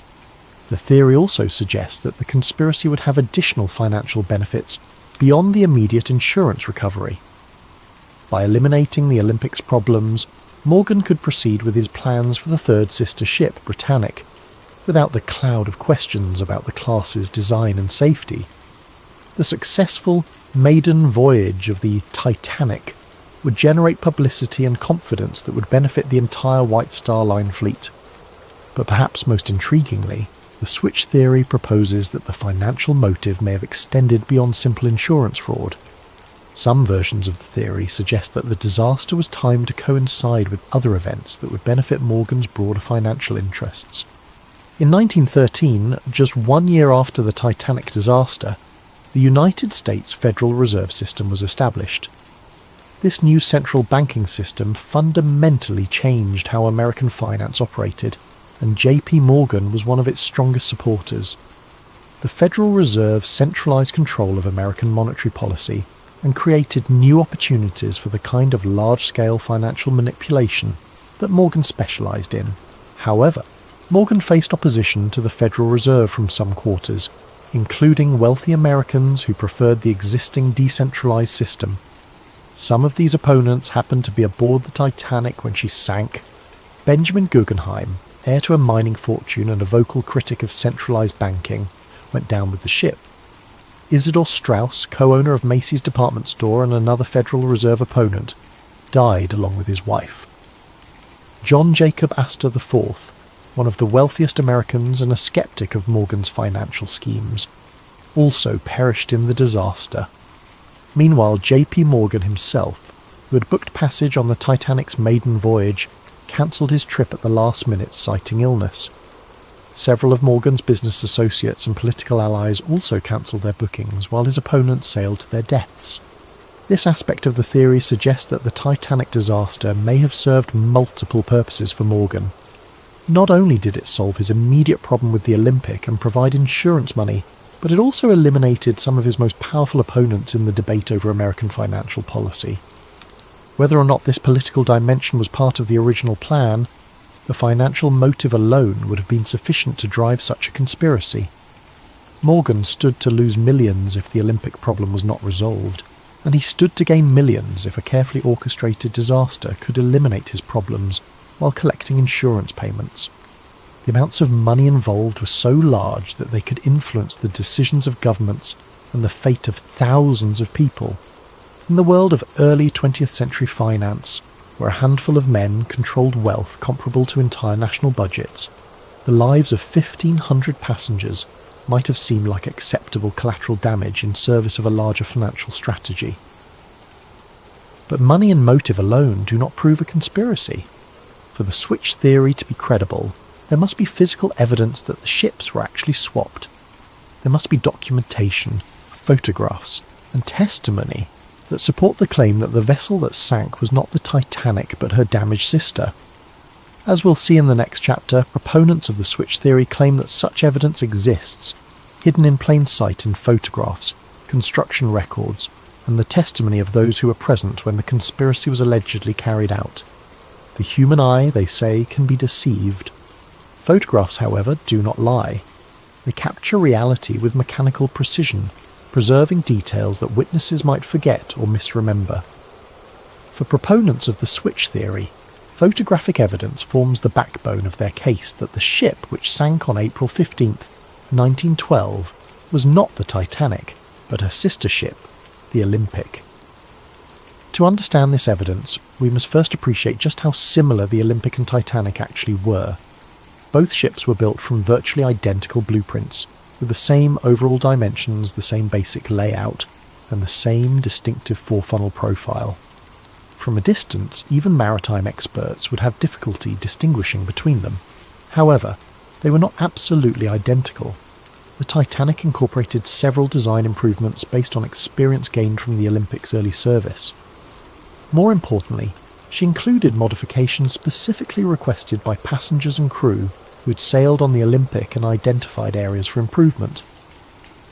These differences, while minor, were distinctive enough that they could be identified by careful observers. And according to switch theory proponents, photographs of the ship that left Southampton on April 10, 1912, show features that match the Olympic rather than the Titanic. The most frequently cited difference involves the porthole arrangements on a deck, the ship's uppermost passenger deck. The original Titanic plans showed 16 portholes along the forward section of this deck. The Olympic, however, had been built with only 15 portholes in the same area. When the Olympic was being repaired after her collision with HMS Hawke, the damaged area included part of this porthole arrangement. Photographs taken of the Olympic during her repair period show workmen modifying the porthole configuration in this section. Switch theory proponents claim that these modifications were made to match the Titanic's 16 porthole design, as part of the process of disguising the Olympic as her sister ship. However, photographs of the ship that departed Southampton on the Titanic's supposed maiden voyage show only 15 portholes in the critical area, matching the Olympic's original configuration, rather than the Titanic's planned design. This discrepancy might seem minor, but it's precisely the kind of detail that would be difficult to alter quickly and completely. Changing porthole arrangements required cutting through the ship's steel hull and then reinforcing and refinishing the area. It was exactly the sort of modification that might be overlooked in a hasty effort to swap the ship's identities. Another frequently cited difference involves the arrangement of the ship's lifeboats. The Olympic and Titanic were built with slightly different davit systems, mechanical devices used to lower lifeboats into the water. The Titanic was designed with a newer, more efficient davit arrangement that allowed for quicker deployment of the boats. Photographs of the ship at Southampton show what appear to be the older style davits consistent with the Olympic's original configuration. Switch theory proponents argue that the newer davits planned for the Titanic were never installed because the ship that sailed was actually the disguised Olympic. This detail takes on additional significance when considered alongside survivor testimony about the difficulty experienced in launching lifeboats during the disaster. Several witnesses reported problems with the davit mechanisms, delays in getting boats into the water, and confusion about the operation of the launching equipment. If the ship was actually the Olympic with her older davit systems, such problems might explain some of the difficulties experienced during the evacuation. More controversial is evidence related to the ship's propeller systems. The Olympic suffered significant damage to her centre propeller shaft during the collision with HMS Hawke. Repairs to this system were complex and expensive, requiring removal and replacement of major components. Some switch theory proponents claim that rather than properly repairing the Olympic's propeller system, the damaged components were simply patched or temporarily fixed. They argue that the ship that sailed from Southampton had a compromised propulsion system that would have affected her handling and manoeuvrability. This claim is supported, they suggest, by testimony from passengers who noted that the ship seemed to vibrate unusually during the voyage, and by reports that the ship was not achieving her expected speed. If the Titanic was actually the Olympic with a damaged propeller system, these performance issues would be explained. Perhaps more significant than these technical details are the human testimonies from those who worked on the ships. Several workers at Harland and Wolff reported unusual activity during the winter months when both ships were in the shipyard together. James Fenton, a painter who worked on both vessels, later claimed that he noticed significant work being done to modify the Olympic during what was supposedly a routine repair period. According to Fenton, workers were making changes that seemed to go far beyond fixing collision damage. They were altering features of the ship that had nothing to do with the areas damaged in the Hawke incident. Fenton specifically mentioned work being done on the Olympic's passenger accommodations, including modifications to cabin layouts and public room configurations. He claimed that these changes seemed designed to make the Olympic more closely resemble the Titanic's interior arrangements. Even more intriguingly, Fenton reported that workers were instructed to swap various brass fittings and fixtures between the two ships. Nameplates, cabin numbers, and other identifying features were removed from both vessels and apparently switched. When Fenton asked supervisors about this work, he was told it was part of standardising equipment between the sister ships. Another shipyard worker, Robert Hichens, reported seeing unusual activity in the area where the ships' names were painted on their hulls. According to Hichens, the name plates and hull markings on both ships were removed and replaced during the repair period. He assumed this was routine maintenance, but later wondered whether something more significant was happening. Perhaps most compelling is testimony from John Halpin, a shipfitter who worked on both vessels. Halpin claimed that he was specifically assigned to work on swapping interior fittings between the Olympic and the ship under construction that was supposedly the Titanic. He was told that this was being done to upgrade the Olympic with improvements developed for her sister ship. However, Halpin noticed that the work seemed to go both ways. Features from the Olympic were also being installed on the other ship. When he questioned this, supervisors told him that they were standardising the designs to make maintenance and operation more efficient. Only years later, after the disaster, did Halpin begin to suspect that the work he'd been assigned might have been part of a larger deception. He realised that the extensive swapping of components between the ships could have been part of a process of switching their identities entirely. These worker testimonies are supported by documentary evidence from the shipyard. Harland and Wolff's work records from the winter of 1911 to 1912 show extensive modifications being made to both ships. While much of this work was clearly related to repairing the Olympic's collision damage, some entries describe tasks that seem unrelated to the repairs. For example, records show work being done on both ships' passenger cabin configurations, dining room layouts, and recreational facilities. This work is described in vague terms that make it difficult to determine exactly what was being done, but the volume of interior modification seems excessive for routine maintenance or repair work. More suspicious are gaps in the documentation. Several weeks' worth of work records are missing from the shipyard files, apparently lost or destroyed. The missing records cover precisely the period when the most extensive work was being done on both ships. Additionally, some surviving records contain unusual notations and corrections that suggest original entries were altered or replaced. Work orders that originally specified tasks for the Olympic appear to have been changed to specify the same work for the Titanic and vice versa. Switch theory proponents also point to photographic evidence from inside the ships. Comparison of interior photographs taken during construction with photographs taken aboard the ship that sailed from Southampton reveals several discrepancies. The most notable differences involve the first-class dining room and the grand staircase. The Olympic's dining room was originally designed with a specific pattern of decorative panels and light fixtures. The Titanic was planned to have an improved version of the same space, with subtle but distinctive differences in the decorative scheme. Photographs taken aboard the ship at Southampton show decorative features that match the Olympic's original design, rather than the improvements planned for the Titanic.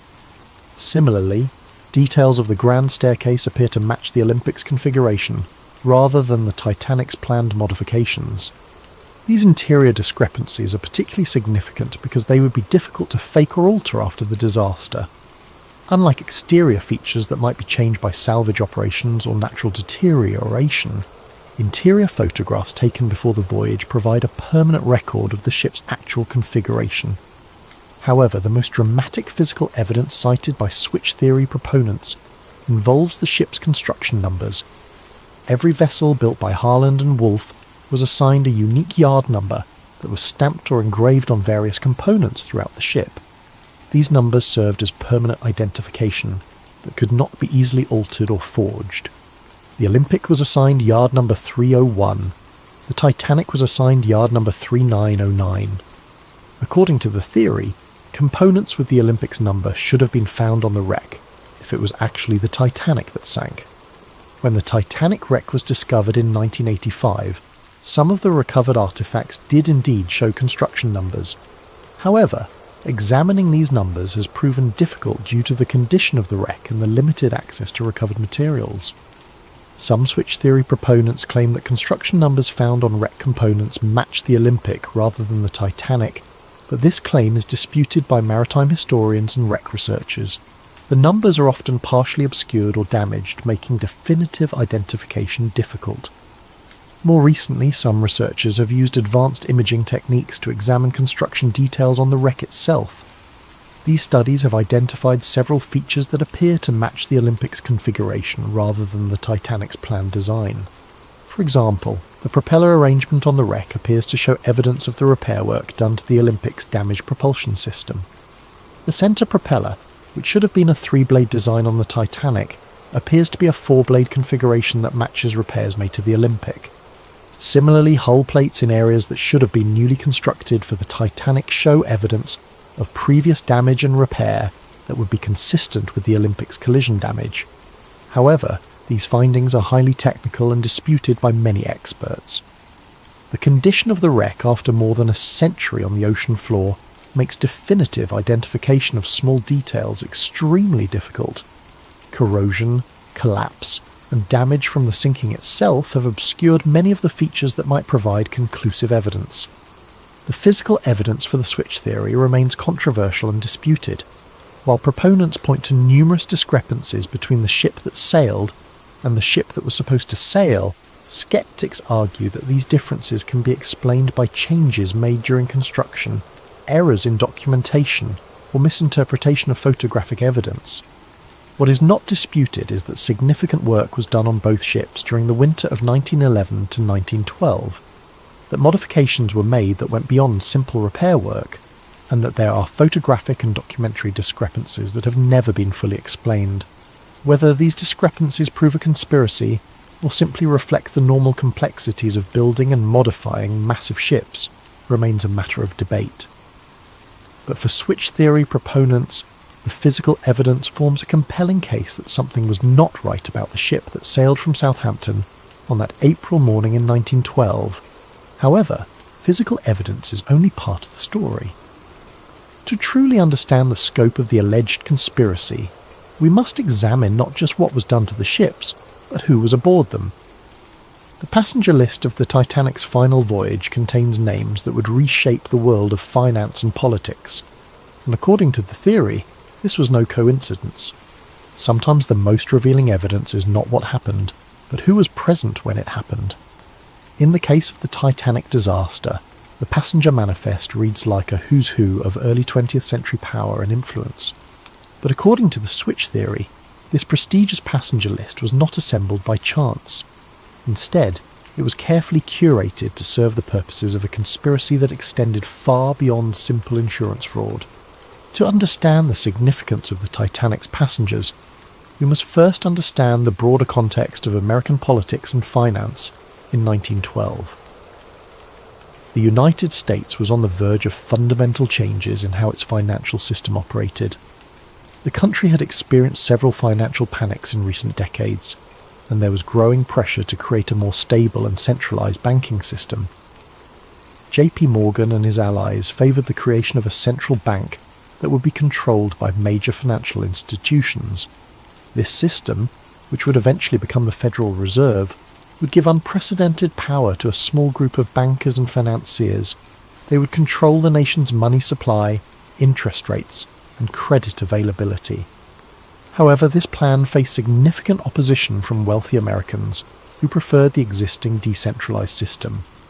These opponents feared that a central bank controlled by Morgan and his associates would concentrate too much financial power in too few hands. They argued for maintaining a system where multiple independent banks could compete and where no single institution could dominate the nation's finances. The debate over banking reform was not merely academic. Billions of dollars in wealth and decades of political power hung in the balance. If Morgan's vision prevailed, he and his allies would control the financial destiny of the United States. If his opponents succeeded in blocking the plan, Morgan's influence would be significantly diminished. Into this high-stakes political battle sailed the Titanic, carrying some of the most influential participants in the banking debate. And remarkably, almost all of the Federal Reserve's most powerful opponents happened to be aboard, while Morgan and his supporters were conspicuously absent. The most prominent opponent aboard was Benjamin Guggenheim, heir to one of America's great mining fortunes. The Guggenheim family controlled vast mineral resources and had accumulated enormous wealth through copper, silver and gold mining operations around the world. Benjamin was not just wealthy but politically influential, serving on the boards of multiple corporations and maintaining extensive connections in Washington. Guggenheim had been a vocal critic of Morgan's banking proposals. He argued that a centralized system would stifle competition and innovation in American finance. He favored maintaining the existing system of independent banks and opposed giving any single institution the power to control the nation's money supply. On the night of April 14th, as the Titanic began to sink, Benjamin Guggenheim reportedly dressed in his finest evening clothes and told fellow passengers, "We are prepared to go down like gentlemen." His body was never recovered. Also aboard was Isidor Straus, co-owner of Macy's department store and another influential voice in American business. Straus had built his retail empire through careful management and conservative financial practices. He distrusted the kind of financial manipulation that Morgan specialized in and opposed the creation of a central bank that would facilitate such practices. Straus was particularly concerned about the impact of centralized banking on smaller businesses. He argued that a Morgan-controlled central bank would favor large corporations at the expense of independent merchants and entrepreneurs. His opposition to the Federal Reserve Plan was well known in political circles. When the Titanic began to sink, Isidore and his wife Ida were offered places in a lifeboat. According to witnesses, Ada refused to leave her husband, saying, "We have lived together for 40 years. Where you go, I go." They were last seen sitting together on deck chairs as the ship tilted toward her final plunge. Neither body was ever found. Perhaps most significant was the presence of John Jacob Astor IV, one of the wealthiest Americans and a man whose financial influence rivaled Morgan's own. Astor had inherited a vast real estate empire and had expanded it into hotels, railroads, and other investments. His personal fortune was estimated at over $87 million, roughly $2 billion in today's currency. Astor was not merely wealthy, but politically sophisticated. He understood the implications of Morgan's banking proposals and opposed them on both economic and political grounds. He argued that giving Morgan's group control over the nation's banking system would create a financial oligarchy that would undermine American democratic institutions. More than any other individual, Astor had the wealth and influence to effectively oppose Morgan's plans. His opposition carried weight in Congress and in the financial community. If anyone could have blocked the creation of the Federal Reserve, it was John Jacob Astor IV. Astor was travelling on the Titanic with his pregnant young wife, Madeline. When the ship began to sink, he helped her into a lifeboat but was refused passage himself under the Women and Children First protocol. His body was recovered days later, reportedly with his gold watch still in his pocket and over $2,000 in cash. His death eliminated one of the most powerful obstacles to Morgan's banking ambitions. These three men, Guggenheim, Straus and Astor, represented the core of wealthy American opposition to the Federal Reserve Plan. Their combined influence, both financial and political, posed a serious threat to Morgan's vision of centralised banking control. Their deaths removed major obstacles to the passage of Federal Reserve legislation. But the passenger list's significance extends beyond these three prominent figures. Several other Titanic passengers had connections to the banking debate or to Morgan's business interests. Some were allies who might have provided testimony or support that could have been problematic for the conspiracy. Others were neutral parties whose presence might have been seen as providing legitimacy to the voyage. The theory suggests that the passenger list was carefully managed to ensure that the right people were aboard and the wrong people were not.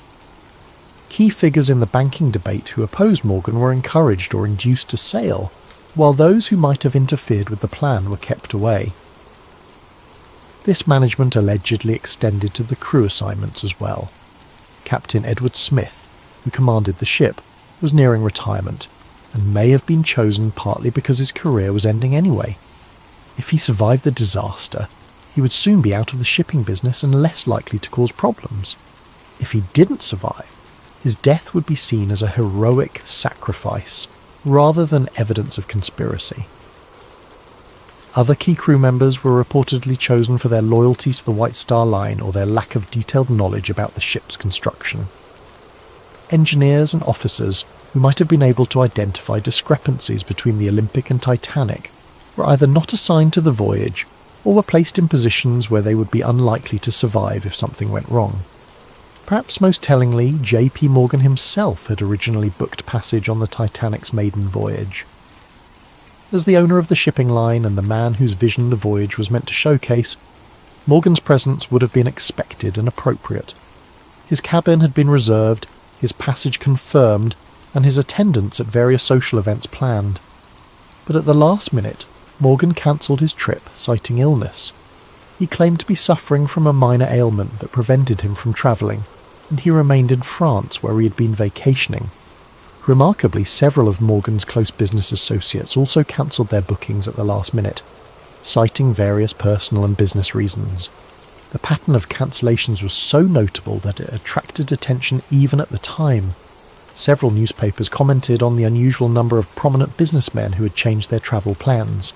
Some observers wondered whether there might have been advance warning of problems with the ship or the voyage. Morgan's cancellation is particularly suspicious because he was photographed in apparently good health at a French resort just days after the disaster. He showed no signs of the illness that had supposedly prevented him from travelling, and he resumed his normal activities immediately after learning of the Titanic's fate. Even more suspicious were the cancellations by Morgan's business partners. Henry Clay Frick, the steel magnate and longtime Morgan ally, had booked passage but cancelled, citing his wife's health. George Washington Vanderbilt II, another Morgan associate, also cancelled his booking at the last minute.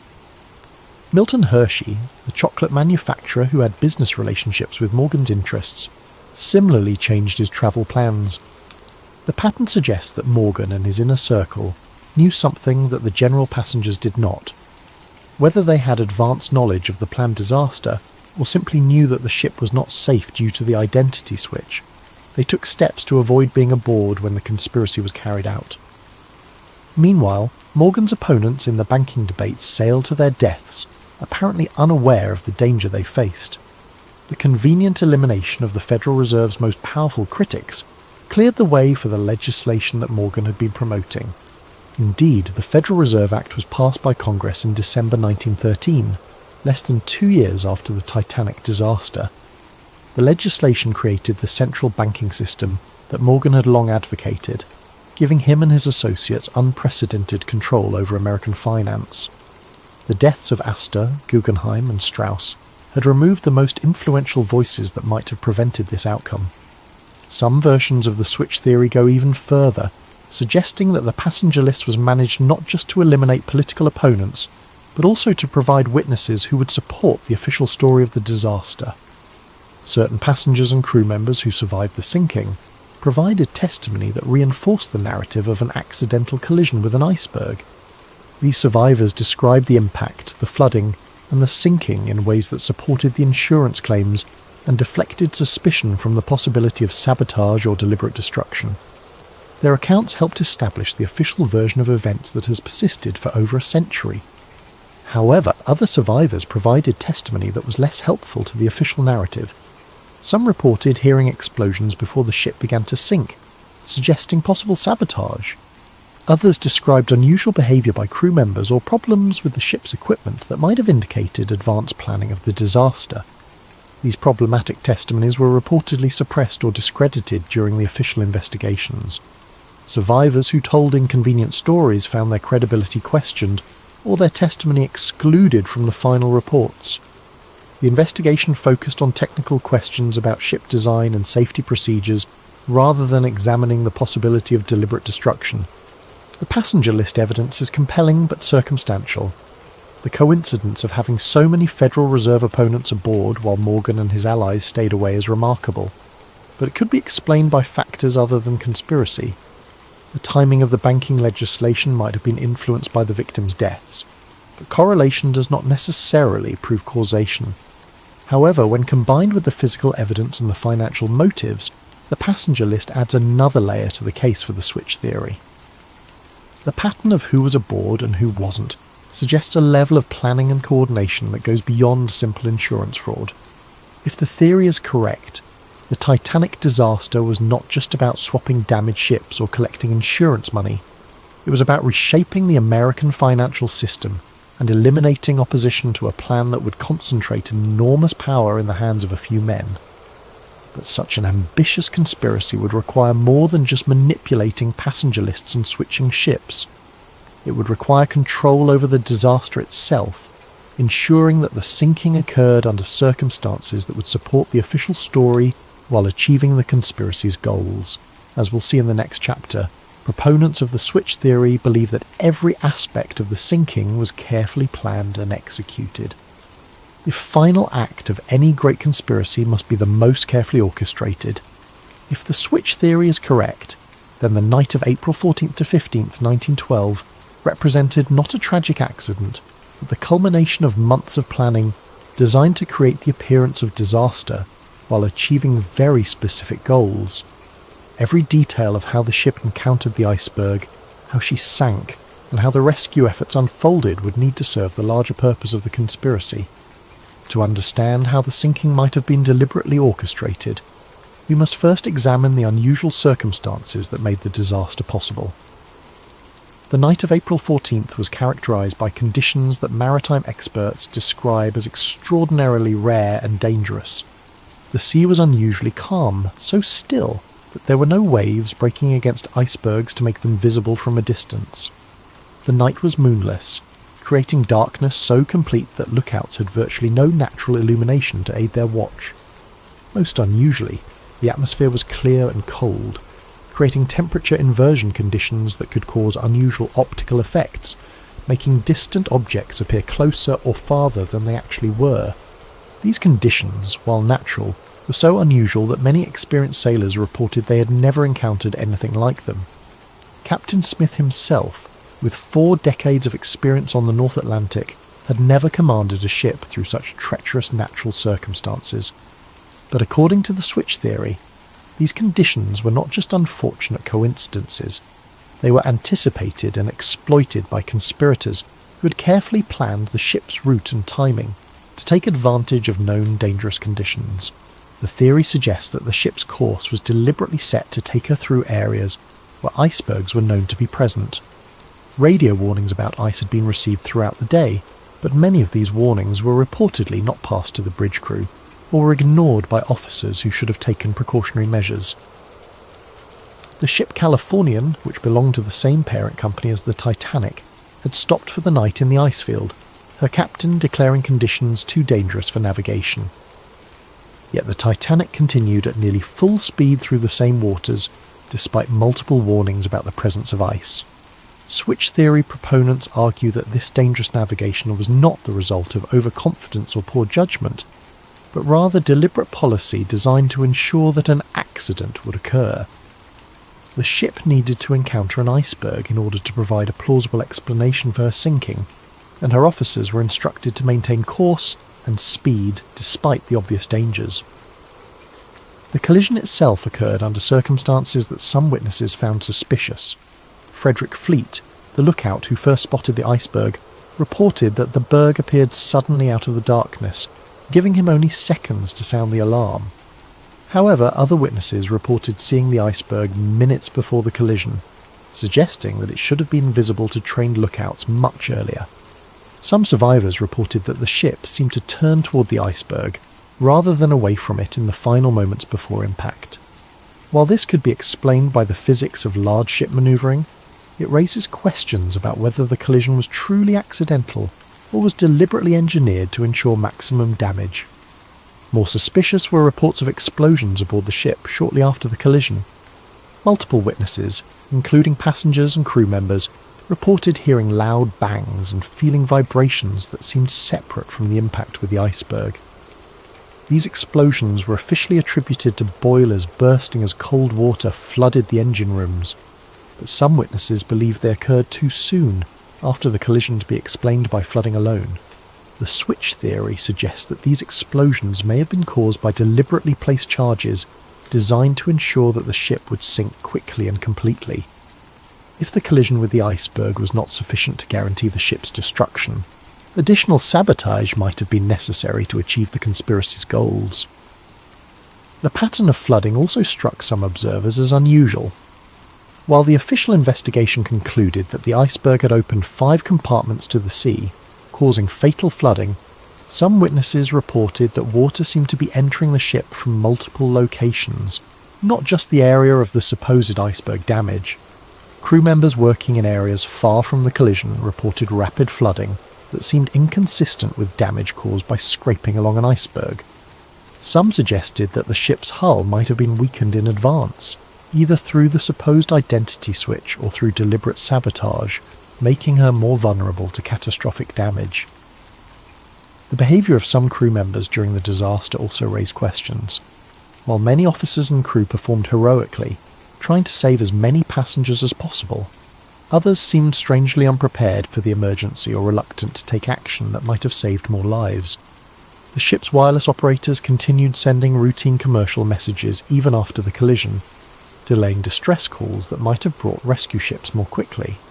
Some officers seemed confused about the severity of the damage or uncertain about proper emergency procedures, suggesting that they might not have been fully briefed on the ship's actual condition or capabilities. Most suspiciously, the ship's lifeboats were launched with far fewer passengers than their capacity allowed. While this was officially attributed to panic and poor training, some witnesses reported that crew members actively prevented passengers from entering boats that had space available. The switch theory suggests that this was not incompetence but deliberate policy designed to ensure that specific passengers would not survive. If the conspiracy's goal was to eliminate certain individuals while allowing others to live, controlling access to lifeboats would be an effective method of determining who lived and who died. The nearby ship Californian adds another layer of suspicion to the night's events. This vessel, owned by the same International Mercantile Marine Company that controlled the White Star Line, had stopped for the night approximately 20 miles from the Titanic's position. Her captain, Stanley Lord, claimed that conditions were too dangerous for navigation and that his ship would remain stationary until dawn. However, the Californian's crew reported seeing rockets and distress signals from the direction of the Titanic throughout the night. Despite these obvious signs of a ship in distress, Captain Lord chose not to investigate or offer assistance. He claimed that he believed the signals were routine communications or celebrations, not emergency distress calls. This explanation seems implausible given that the Californian's crew were experienced sailors who should have recognised distress rockets when they saw them. The switch theory suggests that the Californian was positioned deliberately to provide rescue services for the conspiracy's chosen survivors while maintaining plausible deniability about why she didn't help the others. According to this theory, the Californian was meant to arrive at the scene early enough to rescue specific passengers, but late enough to allow the ship to sink and eliminate the unwanted victims. However, a miscommunication or timing error prevented this plan from working properly, leaving the Californian too far away to effectively participate in the rescue. Instead, the rescue was carried out by the Carpathia, a ship belonging to a different company that responded to the Titanic's distress calls and arrived at the scene several hours after the sinking. The Carpathia's captain and crew were not part of the conspiracy, and perform genuine rescue work, saving over 700 survivors. But the delay in rescue efforts, whether planned or accidental, ensured that the ship sank completely and that most of her passengers and crew died in the frigid waters. This served the conspiracy's purposes by eliminating witnesses who might have been able to identify discrepancies between the Olympic and Titanic, while also removing the political opponents whose deaths were part of the larger plan. The sinking itself was remarkably complete and thorough. Unlike many shipwrecks, which settle on the ocean floor largely intact, the Titanic broke apart as she sank, scattering debris over a wide area and making subsequent examination of the wreck extremely difficult. This destruction could have been the result of natural forces acting on a ship not designed to sink at such an angle, but it also served to obscure evidence that might have revealed the ship's true identity. The complete loss of the ship meant that investigators had to rely on survivor testimony and limited physical evidence to reconstruct what had happened. Since many of the most knowledgeable witnesses had died in the disaster, and since the survivors had been through a traumatic experience that might have affected their memories, establishing definitive facts about the sinking proved difficult. This uncertainty served the conspiracy's purposes by preventing too close an examination of the evidence. Questions about the ship's identity, the cause of the sinking, or the behaviour of the crew could be deflected by pointing to the lack of conclusive evidence and the confusion inherent in any major disaster. The official investigations that followed the disaster focused primarily on technical questions about ship design and safety procedures.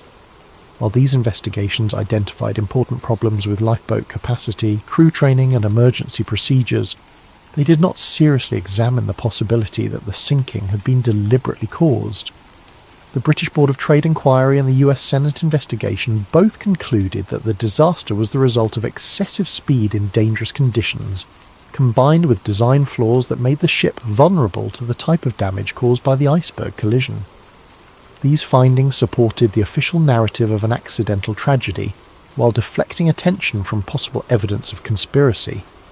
However, some evidence presented to these investigations was inconsistent with the official conclusions. Witnesses testified about explosions, unusual flooding patterns, and crew behaviour that suggested advanced knowledge of the disaster. This testimony was generally dismissed or explained away, but it remained part of the official record for those who knew where to look for it. The investigations also revealed suspicious gaps in the documentary evidence. Ship logs, construction records, and other documents that might have provided definitive information about the vessel's identity or condition were missing or had been destroyed. While this was officially attributed to the chaos of the disaster, it prevented investigators from definitively establishing key facts about the ship and her voyage. Perhaps most tellingly, the investigations made no serious attempt to examine the financial aspects of the disaster. The insurance arrangements, the ownership structure of the shipping companies, and the business relationships between key figures were not considered relevant to understanding why the ship sank. This focus on technical rather than financial questions served the conspiracy's purposes by avoiding examination of the motives that might have driven such an elaborate deception. The investigations treated the disaster as a tragic accident rather than a possible crime, and their conclusions reinforced the official narrative that has persisted for over a century. But if the switch theory is correct, the sinking of the Titanic was not just a crime but a nearly perfect crime. The destruction of evidence, the elimination of witnesses, and the misdirection of official investigations created a cover-up so complete that the truth has remained hidden for more than 100 years. As we'll see in the next chapter, maintaining this cover-up required ongoing efforts by powerful interests to suppress evidence, discredit investigators, and control the historical narrative of the disaster. In the aftermath of any major conspiracy, the cover-up often proves more challenging than the original crime. Evidence must be suppressed, witnesses must be silenced or discredited, and investigators must be misdirected away from uncomfortable truths. If the switch theory is correct, the years following the Titanic disaster saw one of the most comprehensive and successful cover-ups in modern history. The cover-up began almost immediately after news of the disaster reached shore. Within hours of the Carpathia's arrival in New York with the Titanic survivors, powerful interests were already working to control the narrative of what had happened and to prevent inconvenient questions from being asked. JP Morgan's representatives were among the first to arrive at the dock, not to provide comfort to survivors, but to begin the process of managing information. Survivors were reportedly approached by company officials and lawyers who offered assistance with travel arrangements, medical care and financial support.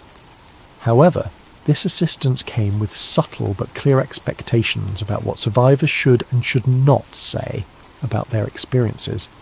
Some survivors later reported being advised to focus their testimony on the heroism of the crew and the tragedy of insufficient lifeboats, while avoiding speculation about the cause of the disaster or unusual circumstances they might have observed. Those who had noticed discrepancies between the ship they boarded and the ship they expected to board were encouraged to attribute these differences to their own confusion or lack of technical knowledge. More direct pressure was reportedly applied to survivors whose testimony might have been particularly damaging to the official narrative. Crew members who had worked on both the Olympic and Titanic and might have been able to identify which ship actually sank were offered generous severance packages and assistance finding new employment, with the understanding that their maritime careers would be over if they spoke publicly about their experiences. The most dangerous witnesses were those who had observed the supposed identity switch taking place in the Belfast shipyard. These workers faced more serious consequences if they chose to speak out. Some reported being visited by company representatives who made it clear that their employment, their safety and the welfare of their families depended on their discretion. James Fenton, the painter who had noticed unusual modifications being made to the Olympic, later claimed that he was approached by men who warned him that discussing his observations would be considered a breach of his employment contract and potentially a criminal violation of trade secrets laws.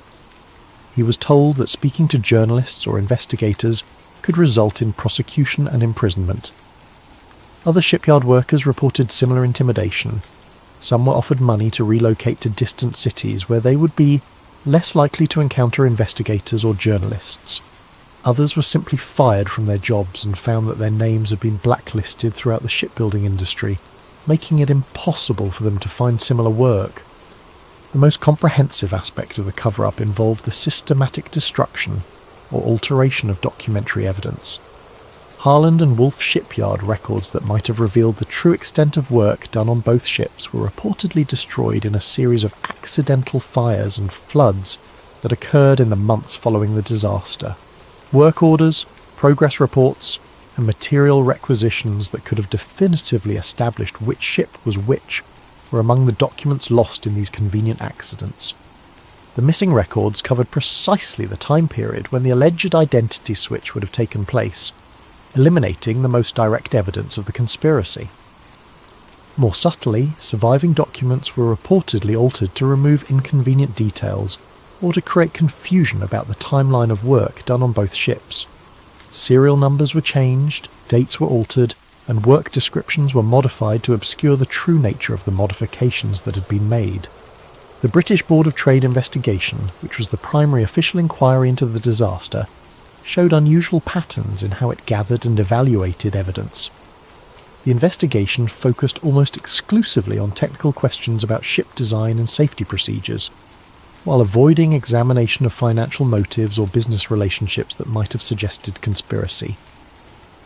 Key witnesses who might have provided inconvenient testimony were not called to testify, or their testimony was limited to narrow technical questions that avoided broader issues about the ship's identity or the circumstances of the voyage.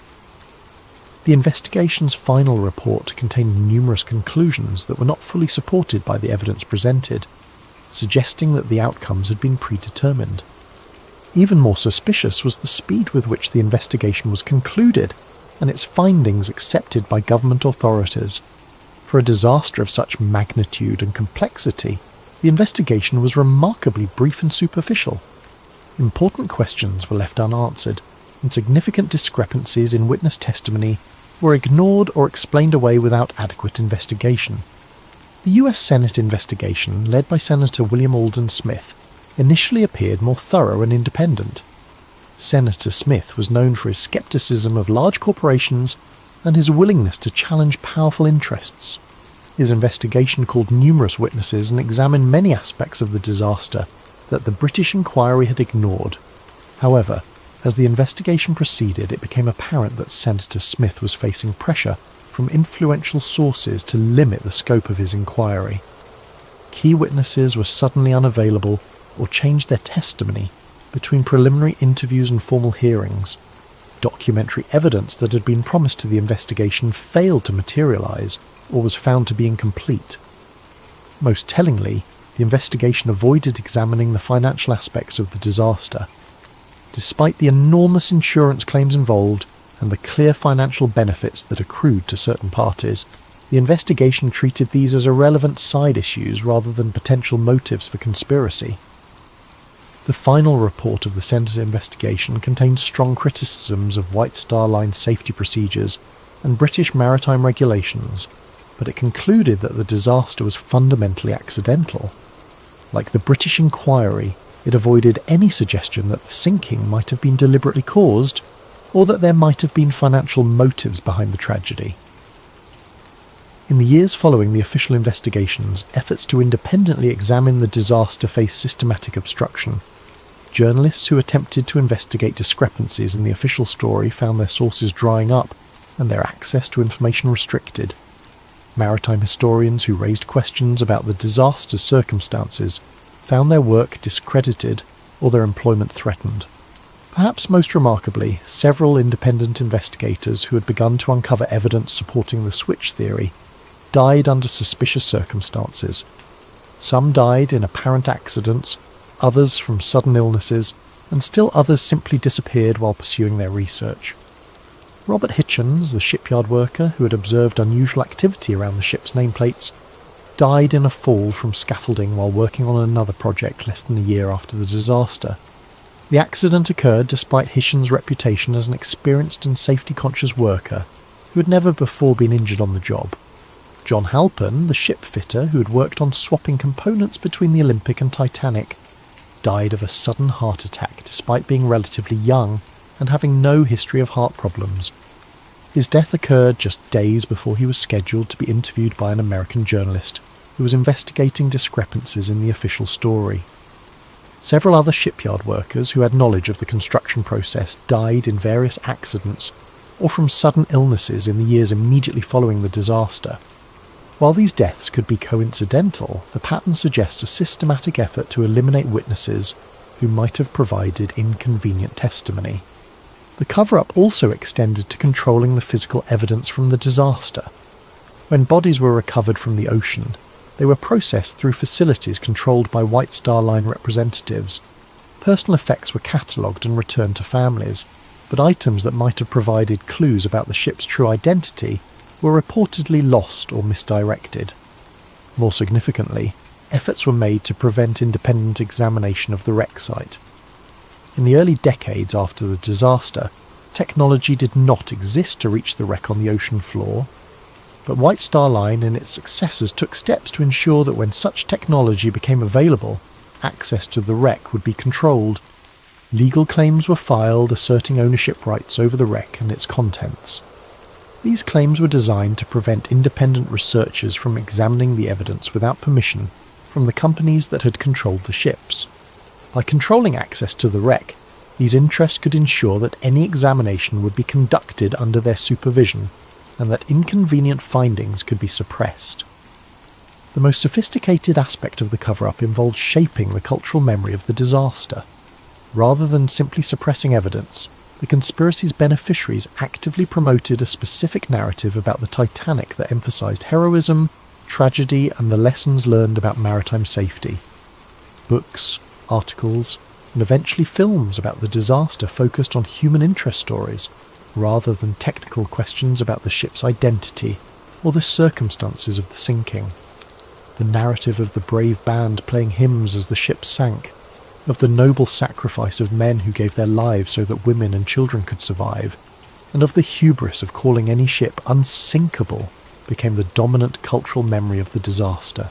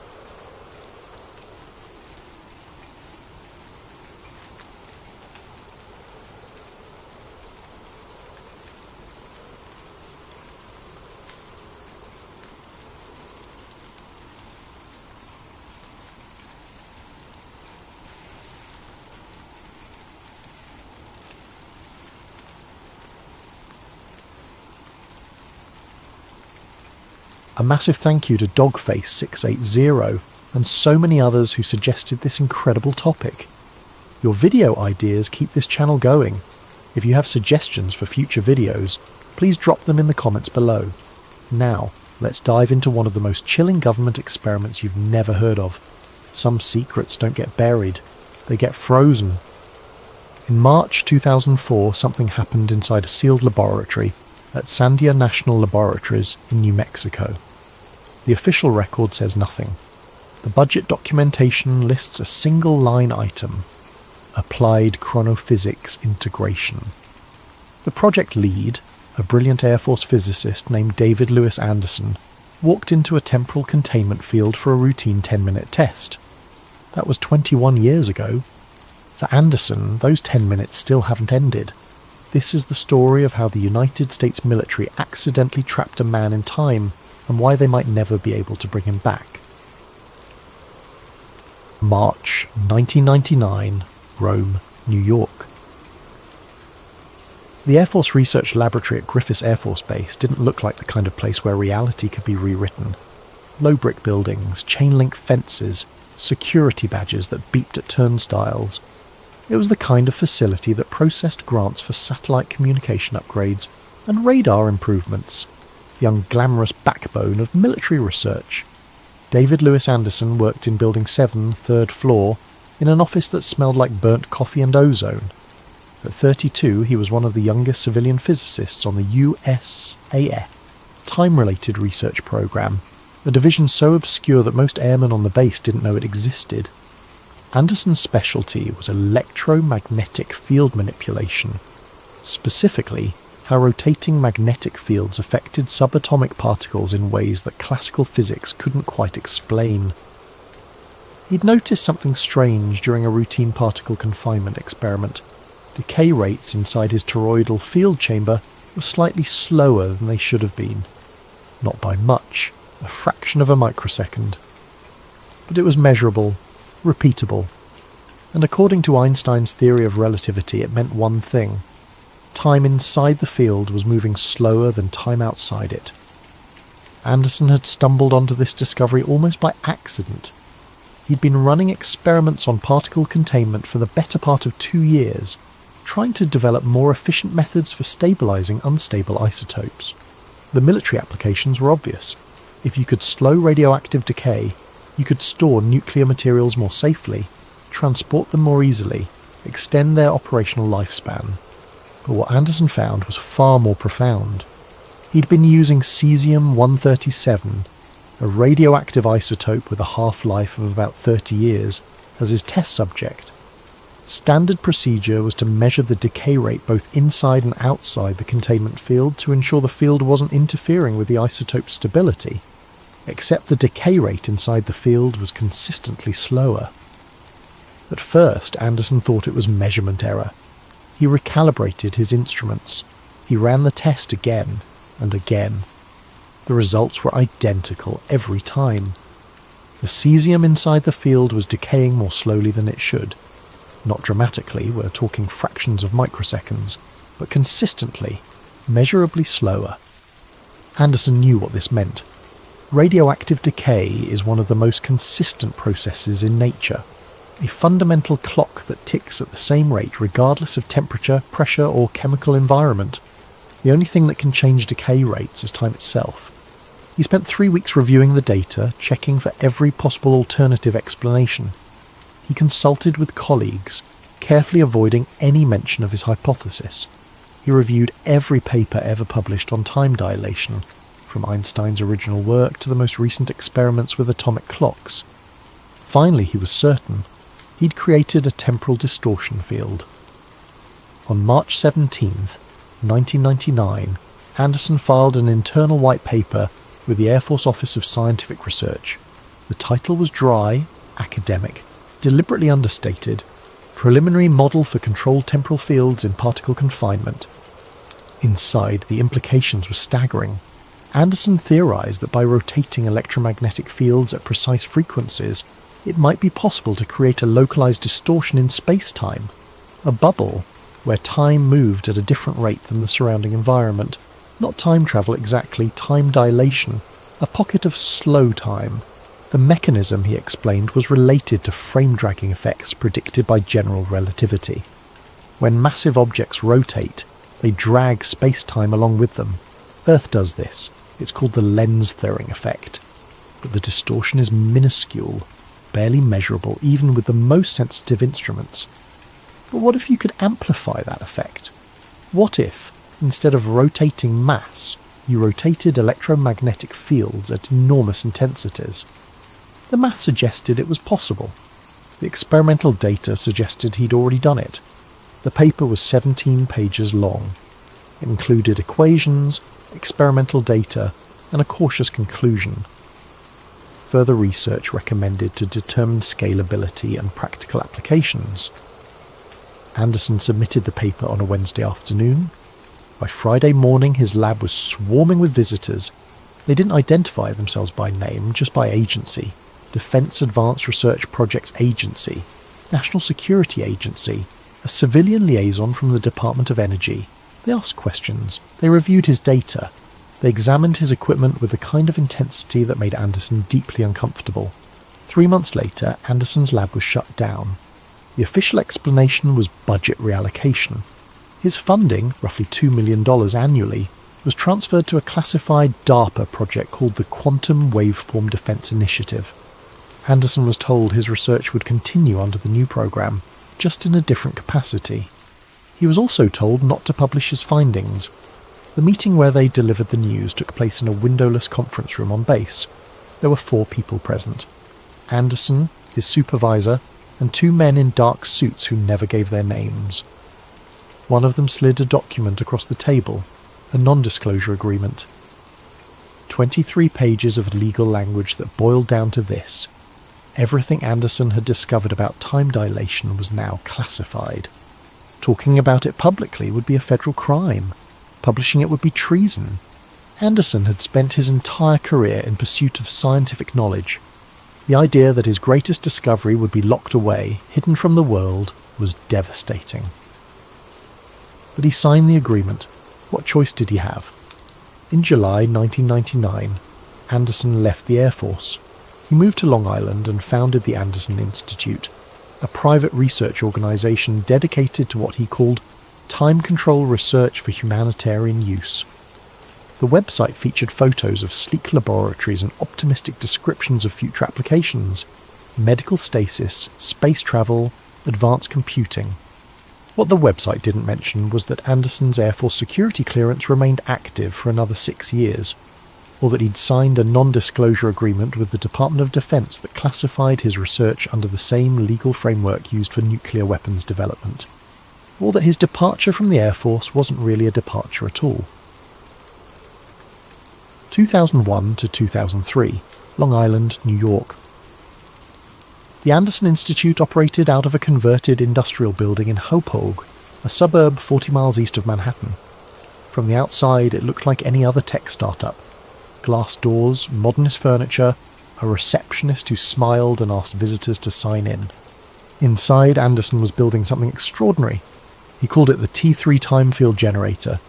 The device was deceptively simple in concept. A toroidal magnetic coil, about the size of a washing machine, capable of generating rotating electromagnetic fields at frequencies precise to the nanosecond. Suspended in the centre of the coil was a vacuum chamber where test subjects, particles, molecules, eventually small objects, could be placed. The goal was to create a measurable time differential. If successful, the clock inside the field would tick slower than a clock outside it. Anderson's funding came from a mix of private investors and anonymous grants. He suspected, correctly, that at least some of the money was coming from government sources, filtered through shell companies and defence contractors. But he didn't ask questions. The work was too important.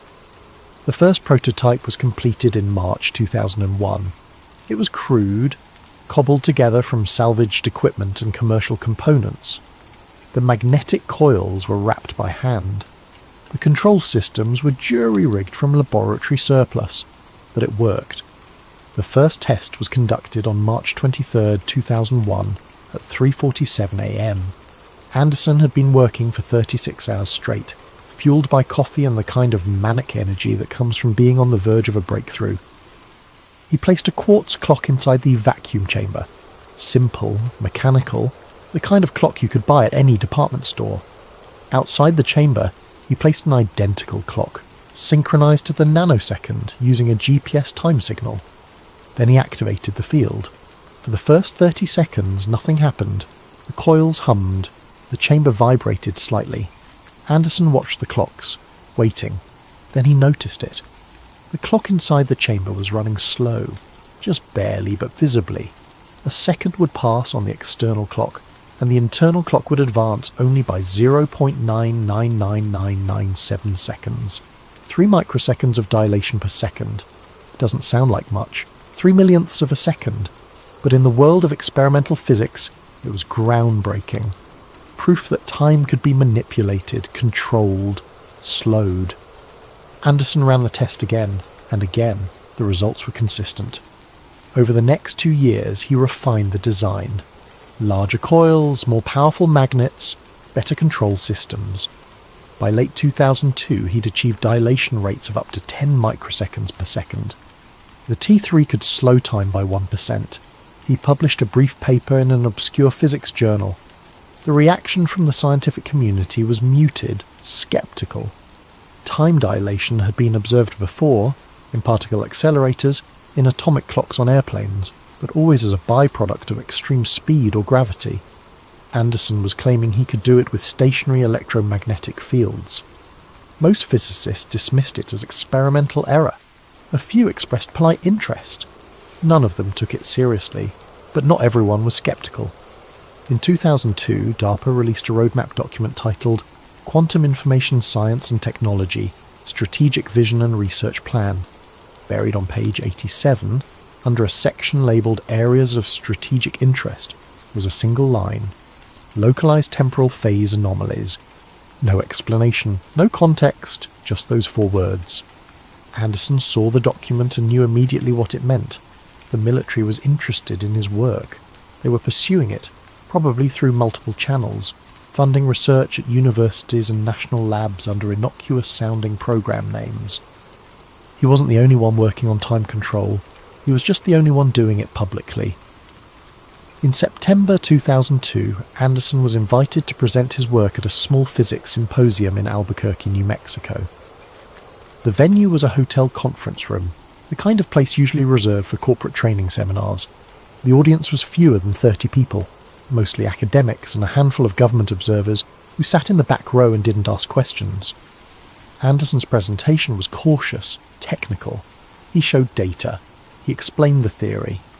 He suggested potential applications, space travel where astronauts could age more slowly, computational systems that could process information faster than normal time, medical stasis for patients awaiting treatment. He didn't mention the military applications, but everyone in the room was thinking about them. One man in the audience took detailed notes, careful, methodical notes filling page after page of a leather-bound notebook. Lieutenant Colonel James A. Ransone, a liaison for the U.S. Air Force Research Laboratory Directed Energy Division. Ransone had a background in advanced weapons systems, lasers, microwave emitters, particle beams. He understood the potential of Anderson's work better than most of the civilians in the room. A time dilation field wasn't just a scientific curiosity, it was a weapon, a tool, a way to tilt the battlefield in ways that no enemy could counter.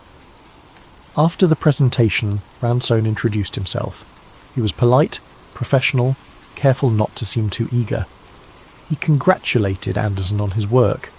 He asked a few technical questions, the kind that demonstrated genuine understanding. 3 weeks later, Anderson received a phone call. Ransone was calling from Peterson Air Force Base in Colorado. He got straight to the point. The Air Force was interested in exploring potential defense applications of Anderson's research. They wanted to fund a full-scale demonstration. State-of-the-art equipment, unlimited budget, access to the best physicists in the country. Anderson hesitated. He'd left the Air Force to pursue independent research, to avoid the secrecy and restrictions of military projects. But Ransone made an offer he couldn't refuse. Not just funding, recognition. If the experiment succeeded, Anderson's name would be attached to one of the greatest scientific breakthroughs in history. The man who proved that time could be controlled. There was also an implicit threat, though Ransone never stated it directly. Anderson's research was already classified. The non-disclosure agreement he'd signed in 1999 was still active. If he refused to cooperate, the government could shut down his institute, seize his equipment, and bury his work under classification orders. He could cooperate, or he could be silenced. In December 2002, Anderson signed a contract with the Department of Defense. He told himself he was doing it for science, for the chance to pursue his research at a scale that would have been impossible otherwise. But deep down, he knew the truth.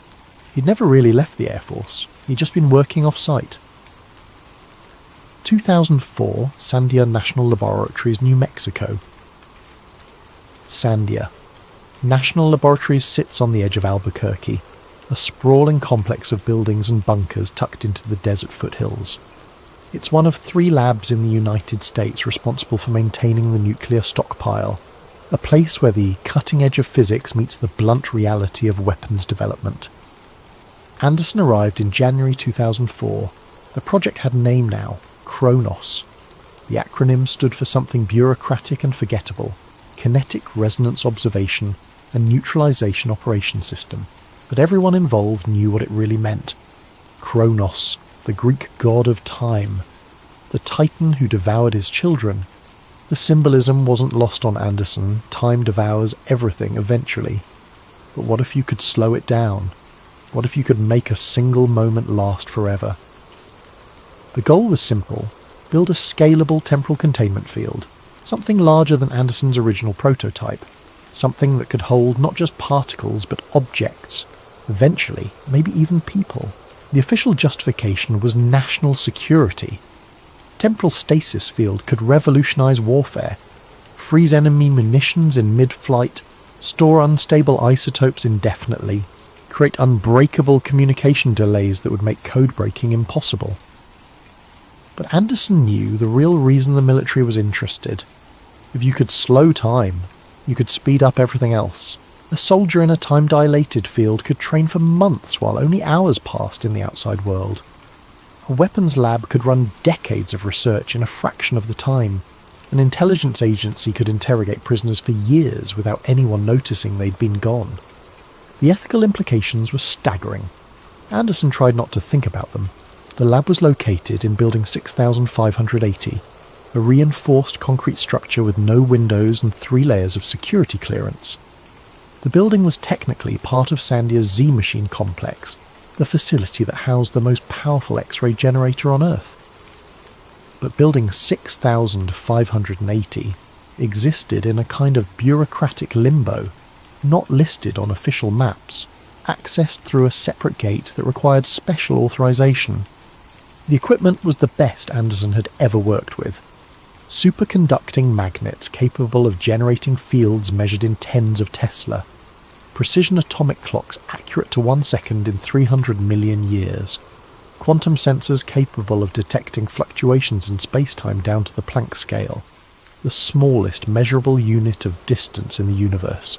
The team was small: Anderson, 2 Air Force physicists named Chen, and Rodriguez, a handful of engineers, and Lieutenant Colonel Ransone, who observed every test with the quiet intensity of a man who knew this project could change the world. There were also observers, men and women who never gave their names, who sat in a separate control room behind reinforced glass and watched everything through cameras. Anderson assumed they were intelligence analysts, or maybe military strategists trying to figure out how to weaponize his discovery. He tried not to think about them either. The new design was based on Anderson's T3 prototype, but scaled up dramatically. The magnetic coils were arranged in a nested toroidal configuration, creating a containment field that was both more stable and more powerful. The control systems used quantum computers to adjust the field parameters in real time, compensating for fluctuations and maintaining coherence. The containment chamber itself was a cylinder, about 8 feet in diameter and 10 feet tall, large enough to hold equipment, instruments, eventually a person. The first test was scheduled for early March. They started small. a simple atomic clock placed inside the chamber and monitored for temporal anomalies. The field was activated for 5 minutes, running at low power. The clock fell behind by half a second. The second test ran for 10 minutes at higher power. The clock fell behind by 3 seconds. The third test ran for 15 minutes at maximum power.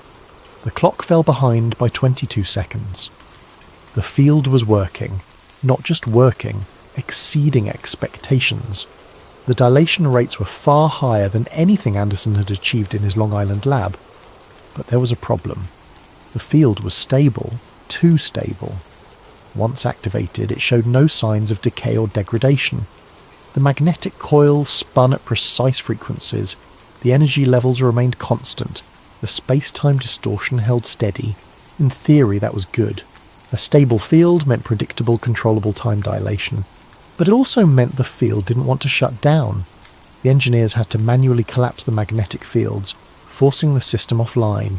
And each time they did, the instruments detected strange fluctuations, brief spikes in radiation, gravitational anomalies, distortions in the local electromagnetic field. Anderson compared it to popping a soap bubble. The bubble is stable as long as the surface tension holds, but when it breaks, the energy has to go somewhere. Rodriguez, one of the Air Force physicists, ran simulations. The results were troubling. If a large-scale temporal field collapsed suddenly, especially one containing a significant mass, the energy release could be catastrophic. Not nuclear bomb catastrophic, but enough to cause serious damage. And if something living were inside the field at the moment of collapse... Rodriguez didn't finish the sentence. He didn't have to. The team decided to proceed with extreme caution. The next test would be longer, more ambitious.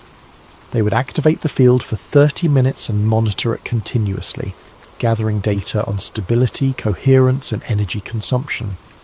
The test was designated Cycle 11C. It was scheduled for March 12, 2004.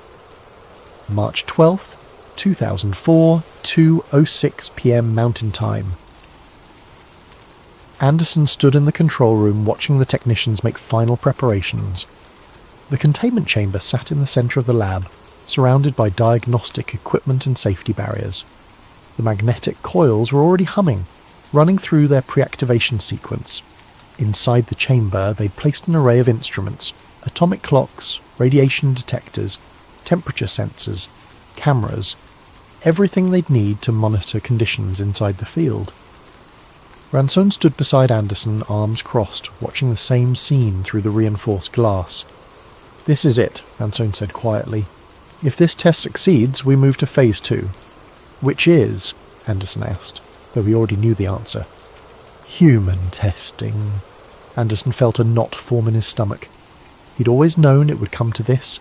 You couldn't revolutionize warfare, or medicine, or space travel, or any of the other applications, without eventually putting a person inside the field. But the idea still made him uneasy. "We'll need to run more tests first," Anderson said. "Animals, at least. Mice, then something larger. We need to understand the biological effects." "We understand enough," Ransone interrupted. "The field doesn't affect matter directly. It affects time, and biology operates on the same time as everything else. If the field is safe for a clock, it's safe for a person," Anderson wanted to argue. But the logic was sound, even if the conclusion made him uncomfortable. At 2 p.m, the final checks were complete. Rodriguez gave the signal. The technicians cleared the lab, retreating behind safety barriers. At 2:06 p.m. and 27 seconds, Anderson pressed the activation button. The magnetic coils spun up to full power. The air inside the chamber shimmered, distorting like heat waves rising off the asphalt. The instruments registered the familiar signatures of temporal distortion, gravitational anomalies, electromagnetic fluctuations, a subtle warping of space itself. The atomic clocks inside the chamber began to fall behind. For the first 5 minutes, everything proceeded normally. The field held steady. The instruments transmitted data continuously. The dilation rate stabilized at approximately 4.2%, meaning time inside the field was passing about 4.2% slower than outside. At 2:15 p.m, something changed. The dilation rate increased. Not by much, just a few tenths of a percent, but it was unexpected. The field was supposed to be stable. Anderson checked the control systems. Everything was normal. The magnetic coils were operating within parameters. The energy levels were steady, but the dilation rate kept climbing. 4.5%, 4.8%, 5.1%. What's happening? Ransone asked. I don't know, Anderson admitted. The field's stabilising at a higher dilation rate than we calculated. Is that a problem? Anderson didn't answer immediately. He was running calculations in his head, comparing the observed data to the theoretical predictions. It shouldn't be, he said finally. The field's still coherent. It's just stronger than expected. By 2:30 p.m, the dilation rate had stabilised at 6.7%. The atomic clocks inside the chamber were now falling behind by about 4 seconds every minute, which meant that for every hour that passed outside the chamber, only about 56 minutes passed inside. The test was supposed to run for 30 minutes of external time. Inside the chamber, that would be about 28 minutes. But Anderson made a decision. He decided to enter the chamber himself. It wasn't planned. Ransone objected immediately. The engineers protested, but Anderson was adamant. We need to know what it's like inside, he said. I'll go in for 10 minutes. That's less than 9.5 minutes for me. I'll observe, take notes, and come right back out. This is insane, Rodriguez said. We haven't tested this on anything living. I'll be fine, Anderson insisted. The field doesn't cause physical harm. It just slows time. I won't even feel it. Ransone considered for a long moment. Then he nodded. 10 minutes, he said. External time. We shut down the field at 2:47 p.m. exactly, whether you're ready or not. Anderson agreed. He entered the containment chamber at 2:37 p.m. From Anderson's perspective, entering the chamber was unremarkable. The air felt normal, the temperature was comfortable, the lighting was slightly dim, but that was just the design of the chamber. He could hear the hum of the magnetic coils, a deep thrumming sound that resonated in his chest, but it wasn't unpleasant. He checked his watch. 2:37 p.m. The plan was simple. Stay inside for 10 minutes, observe conditions, document everything, then exit and report his findings. Anderson walked around the interior of the chamber examining the instruments. The atomic clocks were running normally.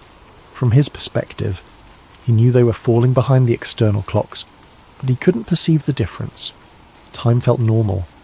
He spoke into a digital voice recorder documenting his observations. 2:38 p.m, internal conditions nominal. No discomfort, no unusual sensations. Temperature approximately 68 degrees Fahrenheit. Lighting adequate. Acoustic environment normal apart from the magnetic coil hum. He checked the instruments. Radiation levels normal. Electromagnetic field strength within expected parameters. 2:40 p.m. All systems appear stable. No adverse effects observed. Subjective experience of time appears normal, which is consistent with relativity theory. From my reference frame, time is passing at the normal rate. The dilation is only apparent from an external frame. He continued his observations, checking instruments, taking measurements, speaking into the recorder. 2:43 p.m. Midpoint of observation period. Continuing to feel normal. No dizziness, nausea or disorientation. Cognitive function appears unaffected. He glanced at his watch again. 2:44 p.m. 6 minutes had passed for him. Outside, it would be closer to 6.5 minutes, maybe 7 given the increased dilation rate. He had about 4 more minutes to go. Anderson decided to conduct a simple cognitive test. He recited the first 50 digits of pi from memory, then performed several mental arithmetic calculations. Everything seemed normal. His mind was sharp, his thoughts clear.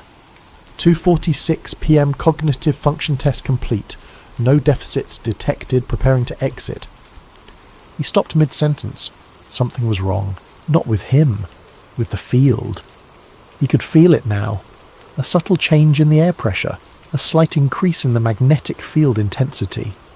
The hum of the coils was getting louder, deeper. Anderson looked at the instruments. The electromagnetic field strength was increasing, not dramatically but measurably. Outside, he knew the technicians would be seeing the same data. They'd be debating whether to shut down the field early. He checked his watch. 2:47 p.m, time to exit. He walked to the chamber door and reached for the handle. It didn't move. Anderson tried again, pulling harder. The door was sealed tight. He spoke into the recorder, trying to keep his voice calm. 2:47 p.m. Door appears to be sealed. Possibly a safety interlock. We'll wait for technicians to open from outside. He waited. 1 minute passed, then 2. His watch read 2:49 p.m. For him, 12 minutes had elapsed since he'd entered the chamber. But outside, if his calculations were correct, it would be close to 2:50 p.m, 13 minutes of external time. They should have opened the door by now. Anderson felt the first flicker of concern. Outside the chamber, panic was setting in. At 2:47 p.m, as planned, the technicians began the shutdown sequence. They reduced power to the magnetic coils, initiating the controlled collapse of the temporal field. But the field didn't collapse. The dilation rate decreased slightly, dropping from 6.7% to about 6.5%. But the field remained stable, coherent, active. "It's not shutting down," Rodriguez said, his voice tight with stress. Ransone leaned over the control console. "Why not?" "I don't know. The magnetic field should be decaying, but they're holding steady. It's like the field has achieved some kind of equilibrium state. It's self-sustaining." Anderson, inside the chamber, was still visible on the video monitors. He was standing by the door, clearly trying to exit. Ransone made a decision. Open the door manually, emergency override. The technicians tried. The door was magnetically sealed, designed to maintain the integrity of the containment environment. The override should have released it, but it didn't work. "The magnetic field is interfering with the locking mechanism," one engineer reported. "We can't open it while the field is active." "Then collapse the field," Ransone ordered. "We're trying, sir." It's not responding. Inside the chamber, Anderson had figured out what was happening. The field had stabilized at a higher energy state than expected, and now it was trapped in that state. Shutting it down would require more than just reducing power to the coils. It would require a complete reconfiguration of the system, possibly even a forced magnetic collapse. But that would be dangerous. A sudden collapse could create a temporal shear, a violent reintegration of the time differential. Inside the chamber, where time was passing 6.5% slower, Anderson would experience the collapse as a sudden acceleration. His body would be forced to catch up with external time in an instant. The energy release would be catastrophic. Rodriguez was running the same calculations. His face had gone pale. "If we force the collapse," he said quietly, "the temporal shear could kill him." Ransone stared at the monitor, watching Anderson pace inside the chamber. "What are our options?" "We keep the field running," Rodriguez said. "Maintain it indefinitely until we can figure out a way to safely bring it down." "How long?" "I don't know. Days, weeks, maybe longer." Inside the chamber, Anderson checked his watch. 2:53 p.m. For him, 16 minutes had passed. Outside, it was approximately 2:54 p.m., 17 minutes. He'd expected to be out by now. The test should have been over, but the door was still sealed and he could hear the coils still humming. Something had gone wrong. Over the next several hours, external time, the team at Sandia tried everything. They attempted to gradually reduce the field strength, hoping to slowly bring the dilation rate down to 0. But every time they adjusted the power, the field compensated, maintaining its equilibrium. They tried to override the door locks mechanically, using hydraulic tools to force it open, but the magnetic field was too strong, interfering with the mechanisms. They even considered cutting through the chamber walls with plasma torches, but the chamber was designed to contain radiation and electromagnetic fields. The walls were reinforced with layers of new metal and lead. Cutting through them would take days, and all the while Anderson was inside, unaware of the crisis unfolding around him. From his perspective, only about 90 minutes had passed. He'd tried the door periodically, spoken into his recorder, documented his situation. He was concerned but not panicked. He assumed the delay was technical, that the team was working on the problem. He had no idea they couldn't get him out. By 8 p.m. external time, about 7:30 p.m. for Anderson, the situation was clear. The field wasn't going to collapse naturally. It would continue running indefinitely, or until the power supply failed, and forcing it to collapse would kill Anderson. Ransoni convened an emergency meeting with the project leads.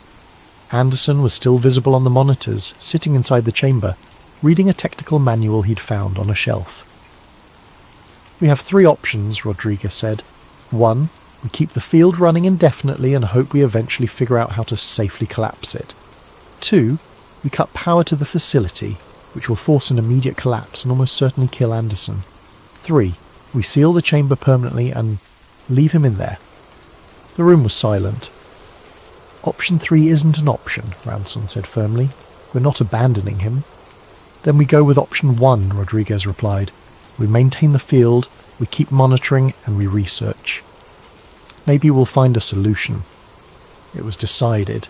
The field would continue running. The chamber would be sealed, not permanently but securely to prevent accidental interference. The entire module would be classified at the highest level, and research would continue in secret. They would find a way to save Anderson. They had to. But weeks passed, then months, and the field remained stable, unyielding. Inside the chamber, Anderson's watch showed that only about 6 hours had passed. He was confused, frustrated, but still hopeful. He assumed the delay was temporary, that the team was working on a solution. He had no way of knowing that outside the world was moving on without him. August 2005. The Anderson Institute's website went dark on August 14th, 2005. There was no announcement, no explanation. One day the site was live. Photos of laboratories, press releases, contact information. The next day, it was gone. Replaced by a blank page with a single line of text. Experiments currently suspended for government collaboration. Anderson's colleagues were given minimal information. They were told he'd taken a long-term consulting position with the government, working on classified projects at an undisclosed location. They were asked politely but firmly not to discuss the nature of his work. Most accepted the explanation. A few were suspicious. One engineer, Thomas Keller, couldn't let it go. He'd worked with Anderson for 3 years, building the T3 prototype, refining the designs. They'd been friends. And now Anderson had vanished without a word, without even a goodbye. Keller sent emails, they bounced back. He tried calling, the numbers were disconnected. Finally, in September 2005, Keller drove to Sandia National Laboratories. He showed up at the main gate, asked to speak with Anderson, said it was urgent. Security escorted him off the property. 2 weeks later, Keller received a visit from 2 men in dark suits. They identified themselves as Department of Defense investigators. They asked him about his relationship with Anderson. They asked if he'd shared any information about the time dilation experiments. They reminded him that violating a federal non-disclosure agreement carried a prison sentence of up to 10 years. Keller never spoke about Anderson again. Meanwhile, at Sandia, the sealed chamber sat in building 6580, humming quietly, ignored by everyone except a handful of technicians who monitored it remotely. Inside, Anderson had no idea that 18 months of external time had passed. For him, it was still March 12th, 2004. Only about 11 hours had elapsed since he'd entered the chamber. He'd stopped speaking into the recorder. He'd stopped trying the door. He'd settled into a kind of routine, sleeping, reading the technical manuals stored in the chamber, doing exercises to stay physically fit. He'd long since figured out that something had gone seriously wrong. But he also knew that panicking wouldn't help. The team outside would fix the problem. They had to. He just had to wait. 2010. The hacker collective called themselves Black Obelisk. They specialised in infiltrating government contractor networks, exploiting the weak security that often existed in the civilian companies that serviced classified projects. In March 2010, they hit Los Alamos National Laboratory, or rather, they hit a contractor that managed the lab's email servers. The cache they released was enormous, thousands of documents, most of them mundane, budget reports, personnel evaluations, equipment manifests. But buried in the archive was a PDF titled Temporal Field Integrity Log, Test Cycle 11C. The document detailed the March 2004 test at Sandia. It listed Anderson as the test subject, and it included a chilling line in the final entry. Subject remains in containment, field stable, extraction impossible without catastrophic temporal shear, recommend indefinite maintenance protocol. The internet exploded with speculation, forums filled with theories, but within 48 hours every copy of the document vanished. Websites were scrubbed, servers were seized. Black Obelisk went silent. The story faded into conspiracy theory territory, dismissed as an elaborate hoax. But a few copies survived, hidden in encrypted drives and dark web archives, and some people believed. 2022, Brooklyn, New York. Elena Warren was researching Cold War DARPA projects for a podcast when she stumbled across a reference to the Quantum Waveform Defense Initiative in a declassified memo. She filed FOIA requests. She tracked down Anderson's old patents. She found the Black Obelisk leak archived on an obscure server. Most importantly, she found a pattern: equipment transfers from Sandia to Wright-Patterson Air Force Base in 2006. A sealed module labelled Kronos, do not open. She traced the module's current location. It was still there, in a sub-basement facility at Wright-Patterson, consuming electricity 24 hours a day. Still running. March 2023. Elena found Gary Holcomb, a retired Air Force technician who'd maintained the electrical systems at Sandia during the Kronos project. He was dying of cancer and he decided to talk. The field never shut down, Holcomb told her over coffee at a small Arizona diner. They couldn't collapse it without killing him, so they just kept it running, built a containment structure around it, moved the whole thing to Wright-Patterson. Is he still alive? Elena asked. Depends on how you define alive, Holcomb said. For us it's been 20 years. For him it's been maybe a day and a half at most. Can they ever bring him out? Holcomb shook his head slowly. The math doesn't work. The temporal differential is too large now. If they collapse the field, his body will try to sync with external time instantly. The energy release would be... He trailed off. They ran simulations. Every scenario ends the same way. Elena recorded everything. 2 hours of testimony. She titled the file chronology_Anderson final.wave. 2 weeks later, Holcomb died. Natural causes, the death certificate said. But when Elena checked her recording, something impossible had happened. The file's metadata showed a creation date of March 12th, 2004, 14:06:27. The same moment Anderson had entered the chamber. No outlet would publish her story. Legal departments cited national security concerns. Editors called it too risky. The investigation died, but Eleanor kept the files. October 2024. Late one night, the Anderson Institute's website came back online. The page was simple, black background, white text. Temporal field integrity 100%. Containment status, holdings March 12th, 2004, 14:06:27. Active. The timestamp didn't move.